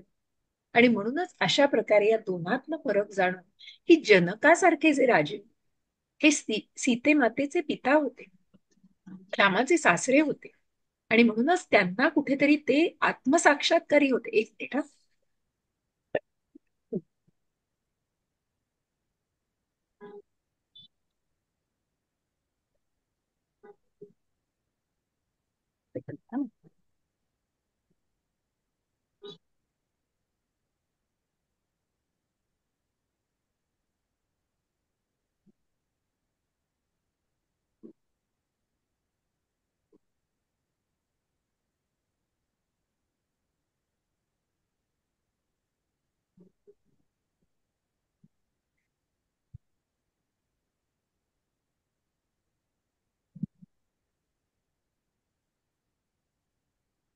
कारण जनकासारखे जे राजे होते हे आत्मसाक्षात्कारी होते, कारण त्यांना ते त्या पातळीपर्यंत होते आणि म्हणूनच अशा राजांनी आपल्या जनतेसमोर उदाहरणादाखल त्यांनी या विहित कर्मांचं आचरण केलेलं आहे. आणि म्हणूनच जर ते मिथिलेचे राजे होते, ते राजा असल्यामुळे त्यांना आपल्या प्रजेला विहित कर्म कसे करावे याचं शिक्षण द्यावं याचं होतं. आणि म्हणूनच कुठल्याही राजाला त्याची प्रजा अनुसरण करत असते. आणि म्हणूनच याच्याच उदाहरणादाखल की प्रत्यक्ष भगवंतांनी सुद्धा सांदीपनी ऋषींच्या आश्रमामध्ये ज्ञान ग्रहण केलेलं आहे की त्यांचं अनुसरण समाजाने करावं. की गुरूंकडून विद्या शिकणं हे प्रत्यक्ष भगवंतांनी आपल्या उदाहरणावरून सुद्धा दाखवलेलं आहे. भगवान श्रीकृष्ण आणि त्यांचा नित्य सखा अर्जुन यांच्या याला कुरुक्षेत्राच्या युद्धामध्ये लढण्याची आवश्यकता नव्हती, पण त्यांनी युद्ध केलेच. कारण काय गरज होती हो. अर्जुनासारखा निर्मळ भक्त आहे अर्जुन, हा धनुर्धर होता, सर्वश्रेष्ठ धनुर्धर आणि प्रत्यक्ष भगवंत ऋषिकेश जे सगळ्यांच्या इंद्रियांना कंट्रोल करणारे असे भगवंत, त्यांना काय गरज होती युद्ध करण्याची. पण तिथे इतर राजांना आणि एक धडा घालून देण्यासाठी आणि कशा प्रकारे आपलंच अनुसरण लोक करतील म्हणून इथे कृष्ण अर्जुनाला तेही सांगतायत की तू भ्याड सारखा जर संन्यास घेण्यासाठी पळून गेलास जंगलामध्ये तर तुझे शत्रू काही तुझं प्रशंसा करणार नाहीयेत आणि तेच तुझं अनुसरण करणारी तुझ्याच राज्यातील लोक असतील तीही पळवाट काढतील हो. म्हणून तू एक क्षत्रिय असल्याचं कर्तव्य बजावलं पाहिजेस. त्यामुळे तिथे युद्ध करणं हे किती आवश्यक होतं आणि म्हणूनच अशा प्रकारे त्यांनी ते युद्ध केलंच, कारण सामान्य लोकांना हेच शिकवायचं होतं की त्या ठिकाणी प्रतिवाद विफल होत होता. अधर्म कुठेतरी इतका काय म्हणतात ना त्याला रसातळाला आणि इतका वाढलेला होता की तिथे कुठेतरी त्याला प्रतिसाद करणं आणि त्याला कुठेतरी रोखणं हे अत्यंत आवश्यक होतं. त्याच्यासाठी हिंसेची गरज होती. म्हणून तर आपण बघतो ना की भीष्मदेव, द्रोणाचार्य हे जरी त्या अधर्माच्या बाजूने होते, तिथे भगवंतांनी इथे हीच शिकवण दिली. हे भगवंतांचं प्रयोजन. भीष्म पितामहांसारखे जे 12 महाजनांपैकी एक आहे ते निश्चितच भगवंतांना पुरेपूर जाणत होते हो. परंतु भगवंतांचीच ही इच्छा होती की जे अधर्माच्या बाजूने आहेत त्यांचा विनाश अटळ आहे. आणि म्हणूनच भीष्म पितामह हे शरशय्येवर असताना विष्णू सहस्त्रनाम म्हणतायत. आणि भगवान आणि भीष्म पितामहांच्याच इच्छेखातर भगवंतांनी हातामध्ये रथाचं चाक उचललेलं रथांग पाणी हे त्यांचं रूप भीष्म पितामहांनी बघितलं, कारण त्या भक्ताची ती इच्छा होती की भगवंतांना त्या आवेशामध्ये बघायचंय आणि अशी ती इच्छा भगवंतांनी पूर्ण केलेली आहे. असं नातं ते भीष्म भक्तांचं आहे. आणि भगवंतांचं आहे. आणि अशा प्रकारे इथे या श्लोकामध्ये सांगण्याची हा मतितार्थ आहे की कशा प्रकारे कृष्ण भावनेतील व्यक्ती, अनुभवी व्यक्ती असं आचरण करू शकते की त्यामुळे इतर सर्वजण त्यांचं अनुसरण करतात. आणि याच वर्णन आपल्याला पुढच्या श्लोकामध्ये पण दिसतं. यद्यदाचरति श्रेष्ठ तत्तदेवेतरो जनः स यत् प्रमाणं कुरुते लोकस्तदनुवर्तते. हरे कृष्ण. हरे कृष्ण. कोण वाचतं? वाचा माताजी, पुष्पलता माताजी वाचा. हरे कृष्ण. श्रेष्ठ व्यक्ती जे जे करते त्याचे अनुसरण सामान्य जन करतात. आपल्या अनुसरणीय कृत्यांनी ती जे जे आदर्श घालून देते त्यानुसार सारे जग कार्य करते. तात्पर्य, सामान्य जनांना अशा नेत्याची नेहमीच गरज असते जो व्यवहारिक आचरणाद्वारे लोकांना शिक्षित करू शकतो. जर एखादा नेता स्वतः धूम्रपान करीत असेल तर तो लोकांना धूम्रपान बंद करा असे शिकवू शकत नाही. श्री चैतन्य महाप्रभूंनी सांगितले आहे की एखाद्या शिक्षकाने शिकवण्यास प्रारंभ करण्यापूर्वी योग्य वर्तन केले पाहिजे. जो या प्रकारे शिकवतो त्याला आचार्य किंवा आदर्श शिक्षक म्हटले जाते. म्हणून सामान्य लोकांना शिक्षित करण्यासाठी शिक्षकाने शास्त्रांच्या तत्वांचे पालन करणे अत्यावश्यक आहे. एखादा शिक्षक हा प्रमाणित शास्त्रांच्या तत्वांविरुद्ध कोणतेही नियम निर्माण करू शकत नाही. मनुसंहिता त्याचप्रमाणे इतर शास्त्रांना मानव समाजाने पालन करण्यायोग्य असे आदर्श ग्रंथ मानले जातात. म्हणून नेत्यांची शिकवण ही असा आदर्श शास्त्रांच्या सिद्धांतावर आधारित असली पाहिजे. जो स्वतः उन्नत होऊ इच्छितो त्याने महान आचार्यांनी अनुसरण केलेल्या आदर्श सिद्धांताचे पालन करणे अत्यावश्यक आहे. श्रीमद भागवतही निश्चितपणे सांगते की मनुष्याने महान भगवत भक्तांच्या पावलांचे अनुसरण करणे आवश्यक आहे आणि आध्यात्मिक साक्षात्काराच्या पथावरील प्रगतीचा हाच योग्य मार्ग आहे. राजा किंवा राज्याच्या कार्यकारी प्रमुख, प्रशासक आणि पिता आणि शालेय शिक्षक या सर्वांना सामान्य साध्या भोळ्या निष्पाप लोकांचे स्वाभाविक नेते मानण्यात येते. या सर्व स्वाभाविक नेत्यांवर त्यांच्यावर अवलंबून असणाऱ्या लोकांची मोठी जबाबदारी असते. यास्तव त्यांनी वैदिक, नैतिक आणि आध्यात्मिक संहिता असणाऱ्या सर्व आदर्श ग्रंथांमध्ये पारंगत असणे अत्यावश्यक आहे. हरे कृष्ण. हरे कृष्ण. हरे कृष्ण. आणि म्हणून इथे योग्य आदर्श व्यक्ती, आणि ही आदर्श व्यक्ती कशा प्रकारे आदर्श शिक्षक, की जो आपल्या व्यवहाराने, आपण म्हणतो ना की घरातला एक कर्ता पुरुष आणि त्याचा आदर्श, किंवा आपण बऱ्याचदा की हे आपण मुलांना विचारतो की तुझा आदर्श कोण आहे, किंवा तू अशा प्रमाणे झाला पाहिजेस, किंवा हे, तर ते कुठेतरी त्या व्यक्तीचं अनुसरण करणं, मग ती कॉपी करणं नाही, अनुकरण करणं नाही. की मग तू सचिन तेंडुलकर तू नाही, तू स्वतः आहेस तो, तू त्याच्यासारखा बनायचा प्रयत्न कर. त्याच्या त्या विचारांवर, त्याच्या त्या ज्या काही त्याच्यातलं निपुण होता त्या सगळ्यांना फॉलो करे. अनुसरण करणं म्हणजे फॉलो करे, कॉपी करणं नाही. की जसं आपण म्हणू की भगवंतांनी जो द्रोणागिरी पर्वत जो उतरलेला होता, आपल्या करंगळीवर उचललेला होता, आणि त्या पर्वताला उचलणं हे त्या 7व्या वर्षी फक्त भगवंतांना शक्य होतं.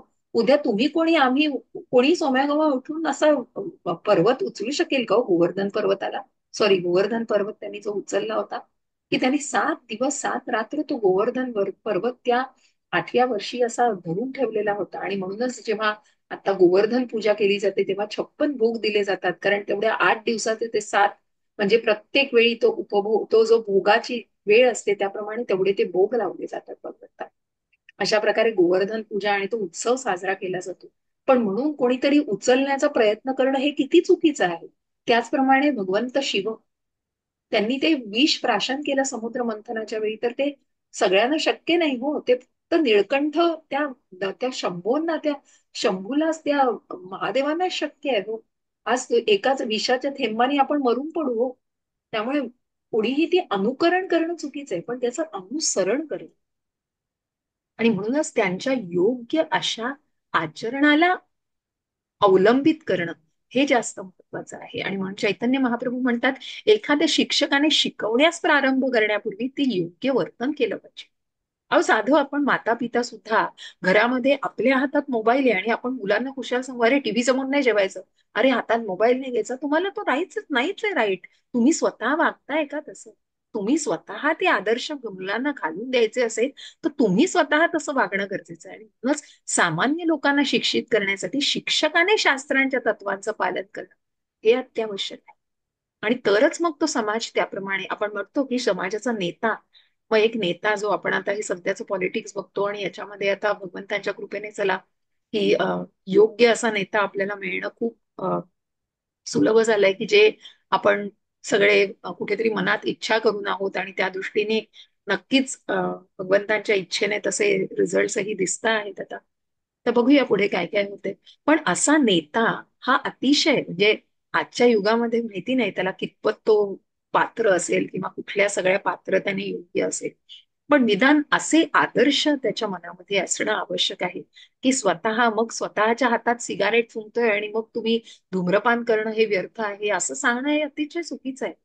तुम्ही स्वतःला तसं घडवा आणि मगच तुम्हाला, की तुम्ही जेव्हा दुसऱ्याकडे एक बोट पॉइंट करत असता तेव्हा 3 बोटं तुमच्याकडे रोखलेली असतात. तुम्ही स्वतः काय आहे? तुम्ही जेव्हा दुसऱ्यांना काही सांगायचं, म्हणून भागवतामध्येही सांगितलंय मनुष्याने महान भगवत भक्तांच्या पावलांचं अनुसरण करणं हे आवश्यक आहे. राजा किंवा राज्याचा कार्यकारी प्रमुख, प्रशासक, पिता, शालेय शिक्षक हे साध्या भोळ्या निष्पाप लोकांचे स्वाभाविक नेते असतात. त्यांना मान्यात येतं घरातला पिता की नाही, मला माझ्या बाबांप्रमाणे असं करायचं आहे, माझ्या आईप्रमाणे मला अशी गोष्टी, की आपल्या घरातल्या आपल्या आदर्श व्यक्ती की अतिशय निष्पाप असं ते मन असतं. मग शिक्षक, मला या शिक्षकांप्रमाणे मला ह्यांच्यासारखं बनायचं आहे, म्हणजे ते त्याप्रमाणे फॉलो करणं त्यांना आणि त्यांच्या त्या गोष्टींना फॉलो करणं. म्हणून यज्ञता चरती, आचरण जे आहे त्या आचरणामध्ये तुम्ही ते त्याप्रमाणे फॉलो केलं पाहिजे. आणि अशाप्रमाणे यास्तव्यात त्यांनी नैतिक आणि आध्यात्मिक संहिता असणाऱ्या सर्व आदर्श ग्रंथांमध्ये पारंगत असणं आवश्यक आहे. तेवढं नॉलेज असणं, तेवढं पात्र असणं स्वतःला, जेव्हा आपण एखादी आदर्श व्यक्ती म्हणून मानतो तेव्हा आपण स्वतः तितके पात्र आहोत का याची खात्री करून घेणं, खातरजमा करून घेणं हे आवश्यक आहे. आणि त्याच्यासाठी अभ्यास आणि तेवढं नॉलेज, ते ज्ञान असणं अत्यंत आवश्यक आहे. तरच तुम्ही समोरच्याला ते सांगू शकाल, तितक्या इफेक्टिव्हली तुम्ही सांगू शकाल. न मे पार्थास्ति कर्तव्यम तेषु लोकेषु किंचन नानवाप्तम वाप्तव्यम वर्त एव च कर्मणि. हरे कृष्ण. हरे कृष्ण. हरे कृष्ण. हे पार्थ, या तिन्ही लोकांमध्ये माझ्यासाठी कोणतेही नियत कर्म नाही, मला कशाची उणीव नाही, तसेच मला काही प्राप्त करावयाची आवश्यकताही नाही, आणि तरी सुद्धा मी नियत कर्मांचे आचरण करतो. वेदांमध्ये पुरुषोत्तम भगवान यांचे वर्णन पुढील प्रमाणे करण्यात आले आहे. माताजी वाचाल. ओ तमीश्वराणां परमं महेश्वरं तं देवतानां परमं च दैवतं पतीनां परं परस्तात् विदाम देवं भुवेन शमित्यम्. न तस्य कार्यं करणं च विद्यते, न तस्मच्छाभ्यतिकश्च दृश्यते. परास्य शक्तिर्विविधैव श्रूयते, स्वाभाविक ज्ञान बल क्रियाच. हरे कृष्ण. हरे कृष्ण. हे भागवतातले श्लोक आहेत का? हे हो संदर्भ दिलाय, वेदांचा दिलाय, पण मला हा, असं वाटतं बहुतेक त्या वेदांमध्ये कुठल्या आहे वेदातला म्हटल्यावर असेल, ऋग्वेद वगैरे कुठल्या असा वेदांमध्ये, येस येस. नाहीतर तिथे जनरली असा संदर्भ असतो लिहिलेलं असतं. भागवत. येस. हे वेदामधलं आहे, त्यांनी हो, लिहिलं ते आधी वेदांमध्ये. वेदांमध्ये आहे. येस. हम्म. परमेश्वर हे इतर सर्व नियंत्रकांचे नियंत्रक आहेत, आणि ते विविध ग्रहांच्या सर्व देवतांपेक्षाही श्रेष्ठ आहेत. प्रत्येक जण त्यांच्या नियंत्रणाखाली आहे. केवळ भगवंतांनीच सर्व जीवांना विशिष्ट शक्ती प्रदान केले आहेत. जीव स्वतःहून श्रेष्ठ नाहीत, ते सर्व देवदेवतांद्वारे पूजनीय आहेत, आणि ते सर्व नियंत्यांचे सर्वश्रेष्ठ नियंता आहेत. म्हणून ते सर्व प्रकारच्या भौतिक नेत्यांपेक्षा आणि नियंत्रकांपेक्षा दिव्य आहेत आणि सर्वांद्वारा पूजनीय आहेत. त्यांच्यापेक्षा श्रेष्ठ असा कोणीही नाही आणि तेच सर्व कारणांचे परम कारण आहेत. भगवंतांच्या शरीराचे स्वरूप सामान्य जीवासारखे नाही. त्यांच्या शरीरामध्ये आणि आत्म्यामध्ये काहीच फरक नाही. ते परिपूर्ण आहेत. त्यांची सर्व इंद्रिये दिव्य आहेत. त्यांच्या इंद्रियांपैकी कोणतेही एक इंद्रिय इतर कोणत्याही इंद्रियांचे कार्य करू शकते. म्हणून त्यांच्या बरोबरीचा किंवा त्यांच्यापेक्षा श्रेष्ठ असा कोणीही नाही. त्यांच्या शक्ती विविध प्रकारच्या आहेत आणि याप्रमाणे त्यांचे कार्य आपोआपच स्वाभाविक क्रमाप्रमाणे घडत असते. श्वेताश्वरोपनिषद. भगवंतांमध्ये प्रत्येक गोष्ट परिपूर्ण ऐश्वर्याने ओतप्रोत आणि पूर्ण सत्यत्वाने वास करीत असल्यामुळे पुरुषोत्तम भगवान यांना करण्यास कोणतेही कर्तव्य असत नाही. जो मनुष्य कर्मफल घेण्यास बाध्य आहे त्याच्यासाठी विशिष्ट कर्तव्य असतेच, पण ज्याला तिन्ही लोकांमधूनही काहीच प्राप्त करावयाचे नसते त्याला निश्चितच कोणतेही कर्तव्य नसते. तरी सुद्धा क्षत्रियांचे नेता म्हणून भगवान श्रीकृष्ण कुरुक्षेत्राच्या युद्धभूमीमध्ये कार्यरत आहेत. कारण पीडित लोकांचे रक्षण करण्यास क्षत्रिय कर्तव्यबद्ध असतात.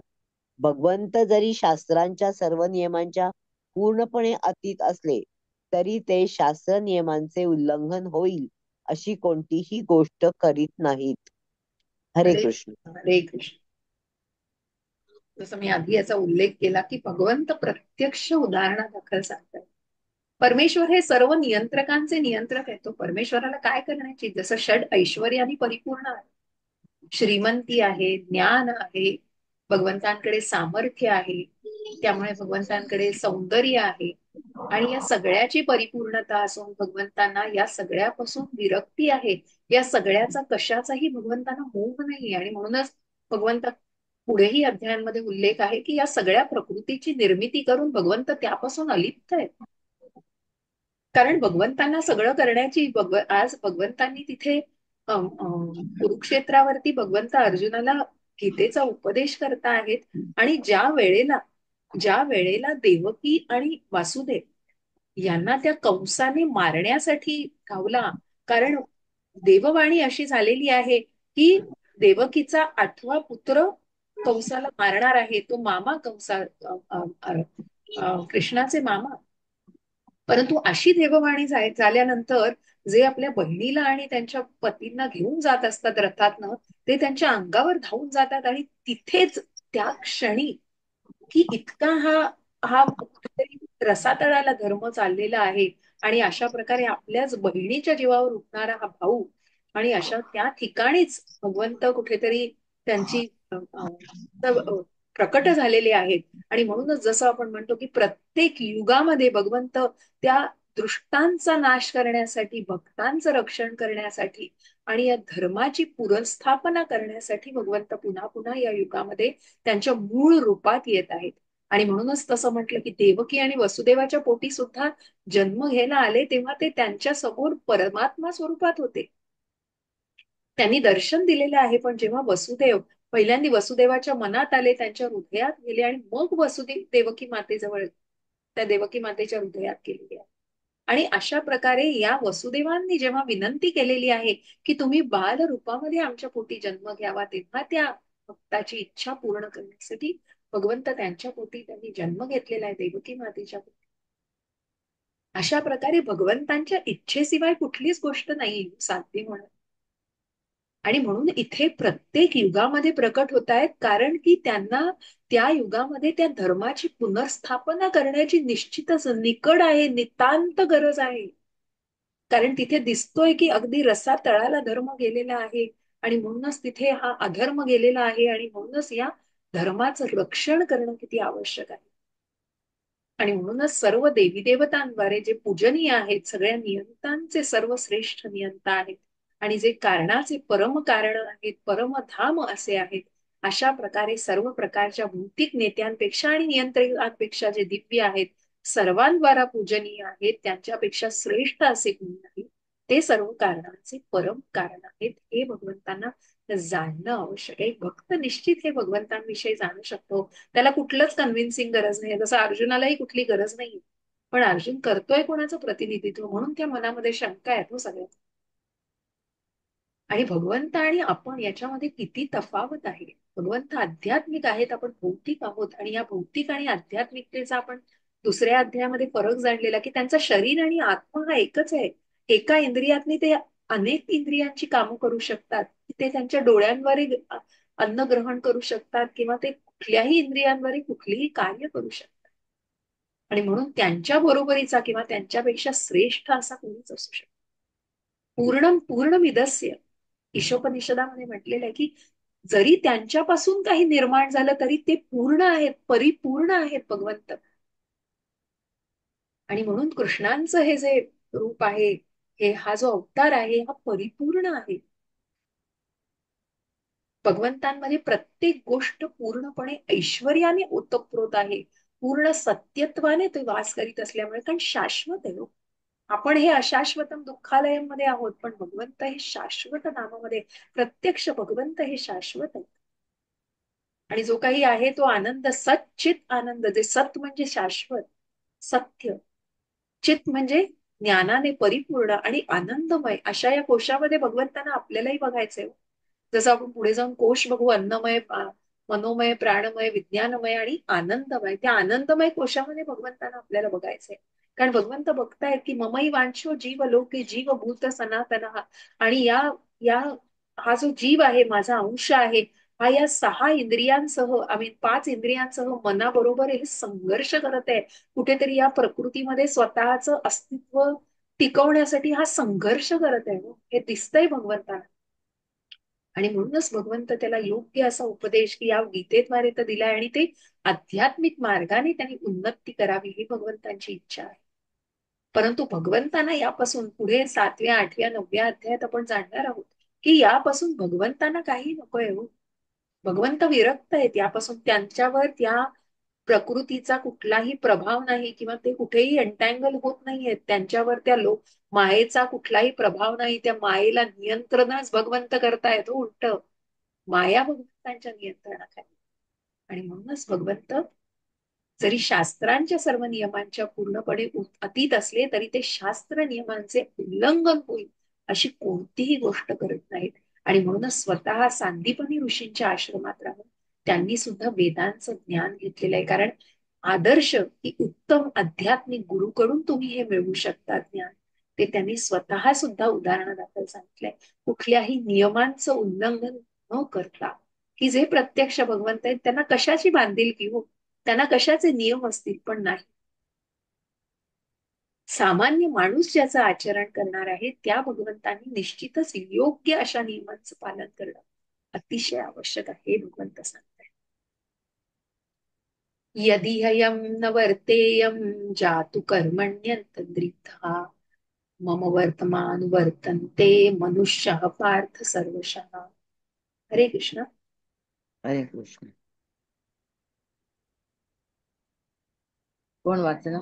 हा, वाचा माताजी, पुष्पलता माताजी वाचा. कारण जर मी नियत कर्माचे पालन काळजीपूर्वक केले नाही तर हे पार्थ, सर्व लोक निश्चितच माझ्या मार्गाचे अनुसरण करते.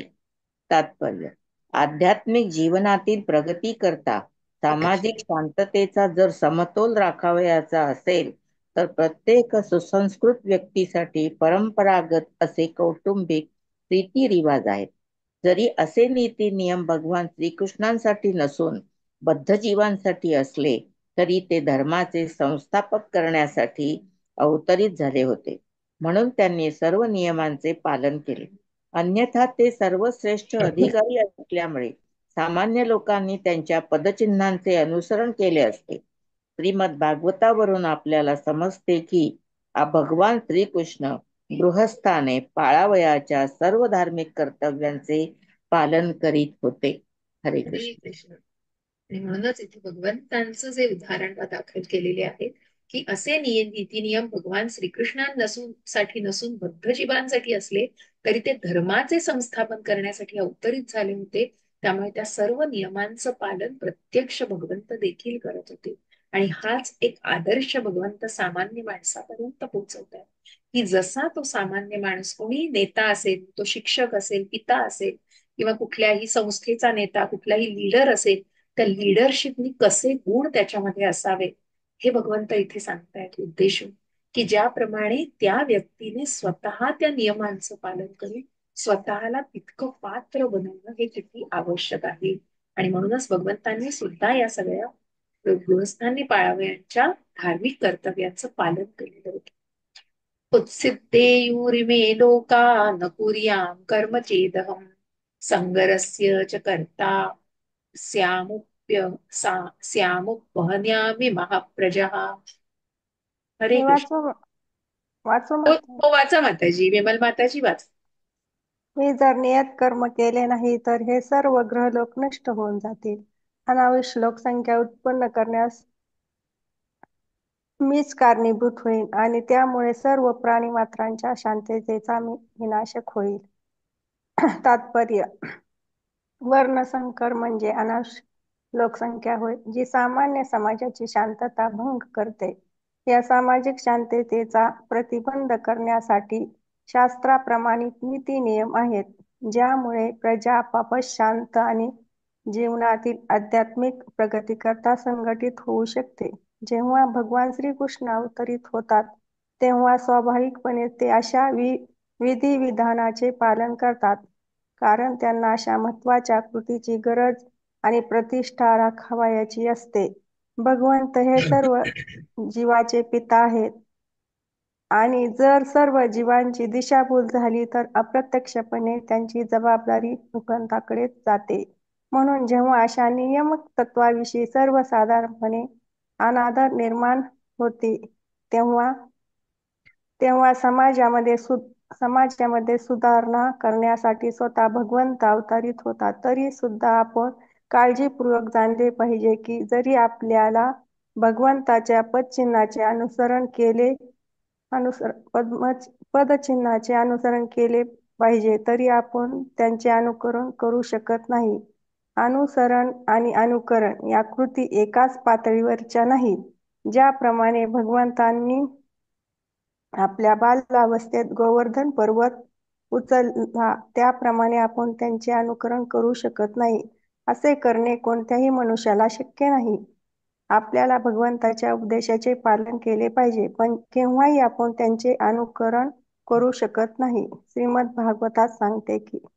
माताजी हे वाचता तुम्ही? तस्माचरे जातु मनसा पीयनीश्वरः विनश्यान्त्यचरणमौढ्यात् द्यढाद् रुद्रोऽभिजं विषम् ईश्वराणां वचः सत्यं तथैवाचरितं क्वचित् तेषां यत स्ववचो युक्तं बुद्धिमास्तत समाचरेत्. हरे कृष्ण. हरे कृष्ण. मनुष्याने भगवंत आणि त्याच्या प्रामाणिक अधिकृत सेवकांच्या केवळ आदेशाचे पालन केले पाहिजे. त्यांचे उपदेश आपल्यासाठी सर्व दृष्टीने हितकारकच असतात आणि कोणत्याही बुद्धिमान मनुष्य त्या उपदेशाचे पालन जसे आहे तसे करील.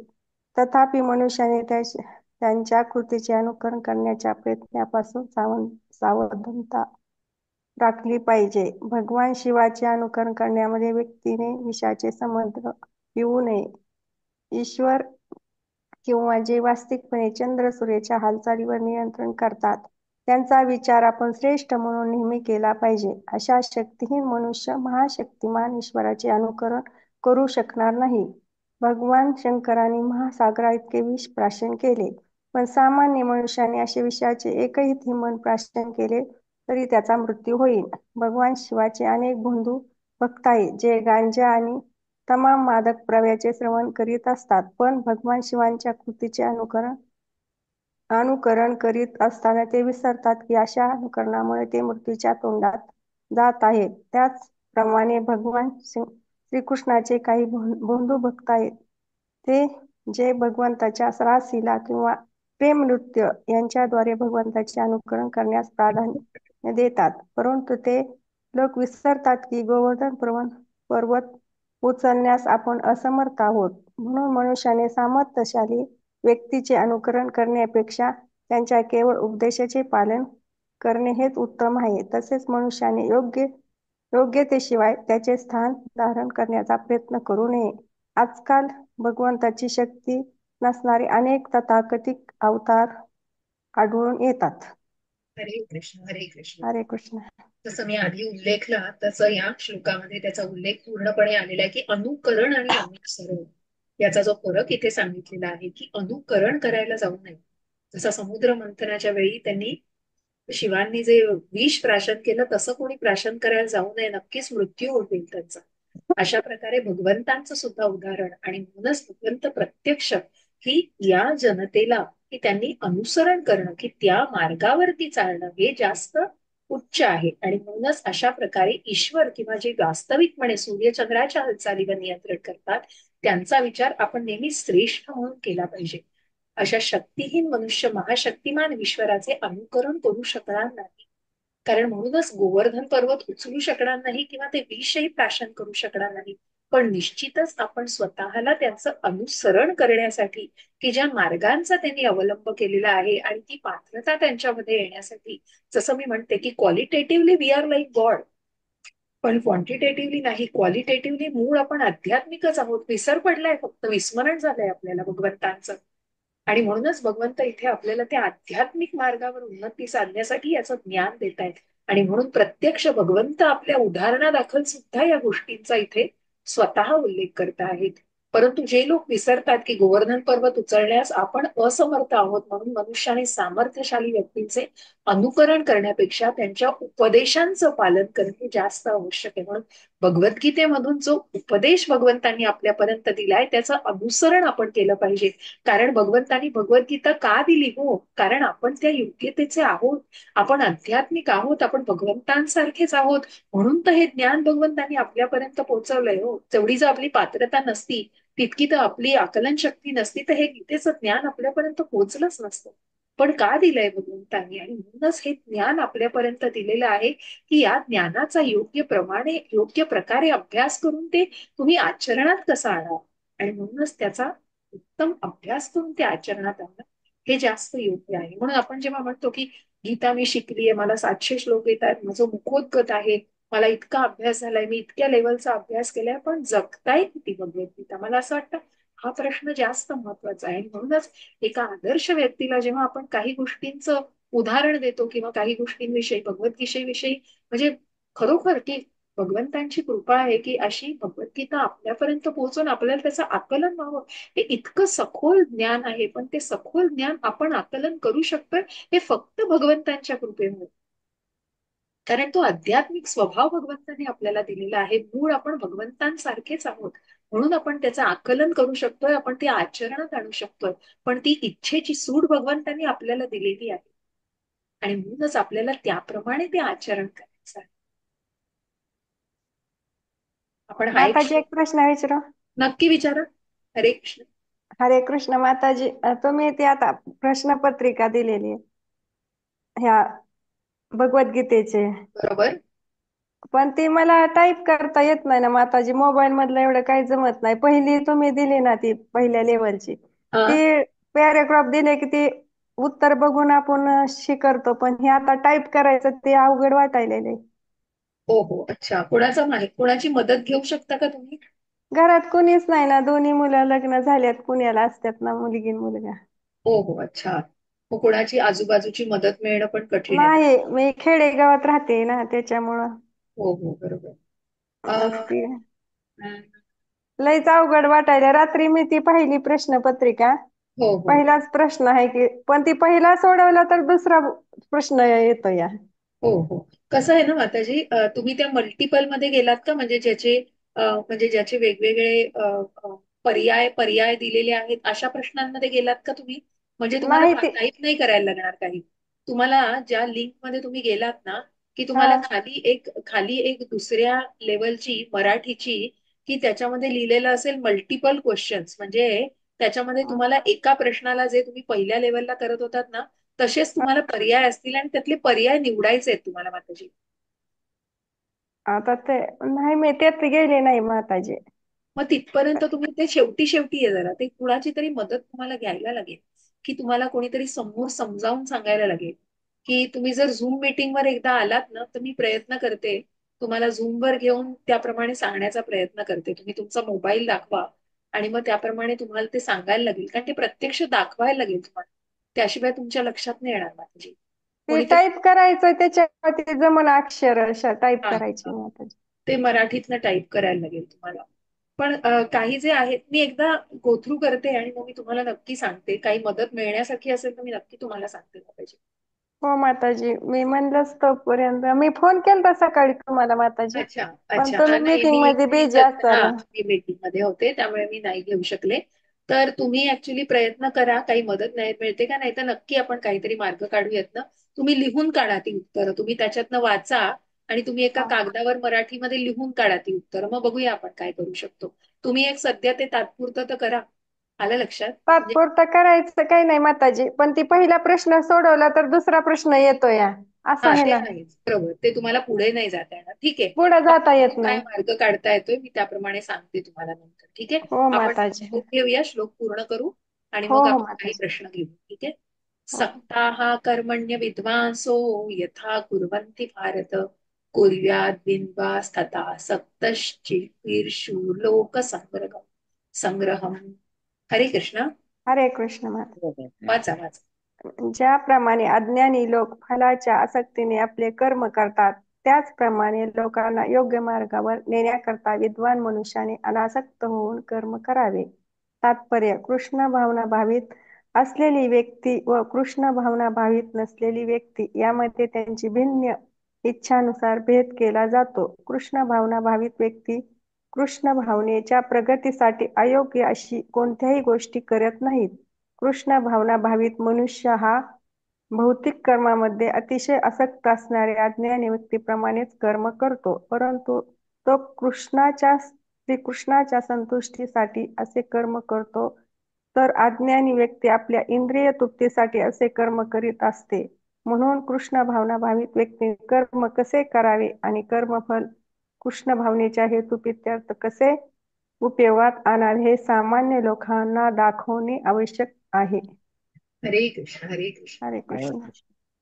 आणि म्हणूनच की जी अज्ञानी लोक आहेत, की ज्यांना याविषयी ज्ञान नाही, की सगळेच जण आपण म्हणतोय की जसं आपण म्हणतो ना की 500 जण रजिस्टर करतात, पण त्या 18 दिवसांच्या वर्गाला किती जण 18 दिवसांच्या शेवटच्या दिवसापर्यंत असतात? खूप कमी लोक, की ज्यांना खरोखरच जाणून घ्यायचे कृष्ण कोण आहेत, भगवद्गीता जाणायची, त्यातलं ज्ञान जाणायचंय. मग पहिल्या टप्प्यावर खूप कठीण आहे सगळं जाणणं.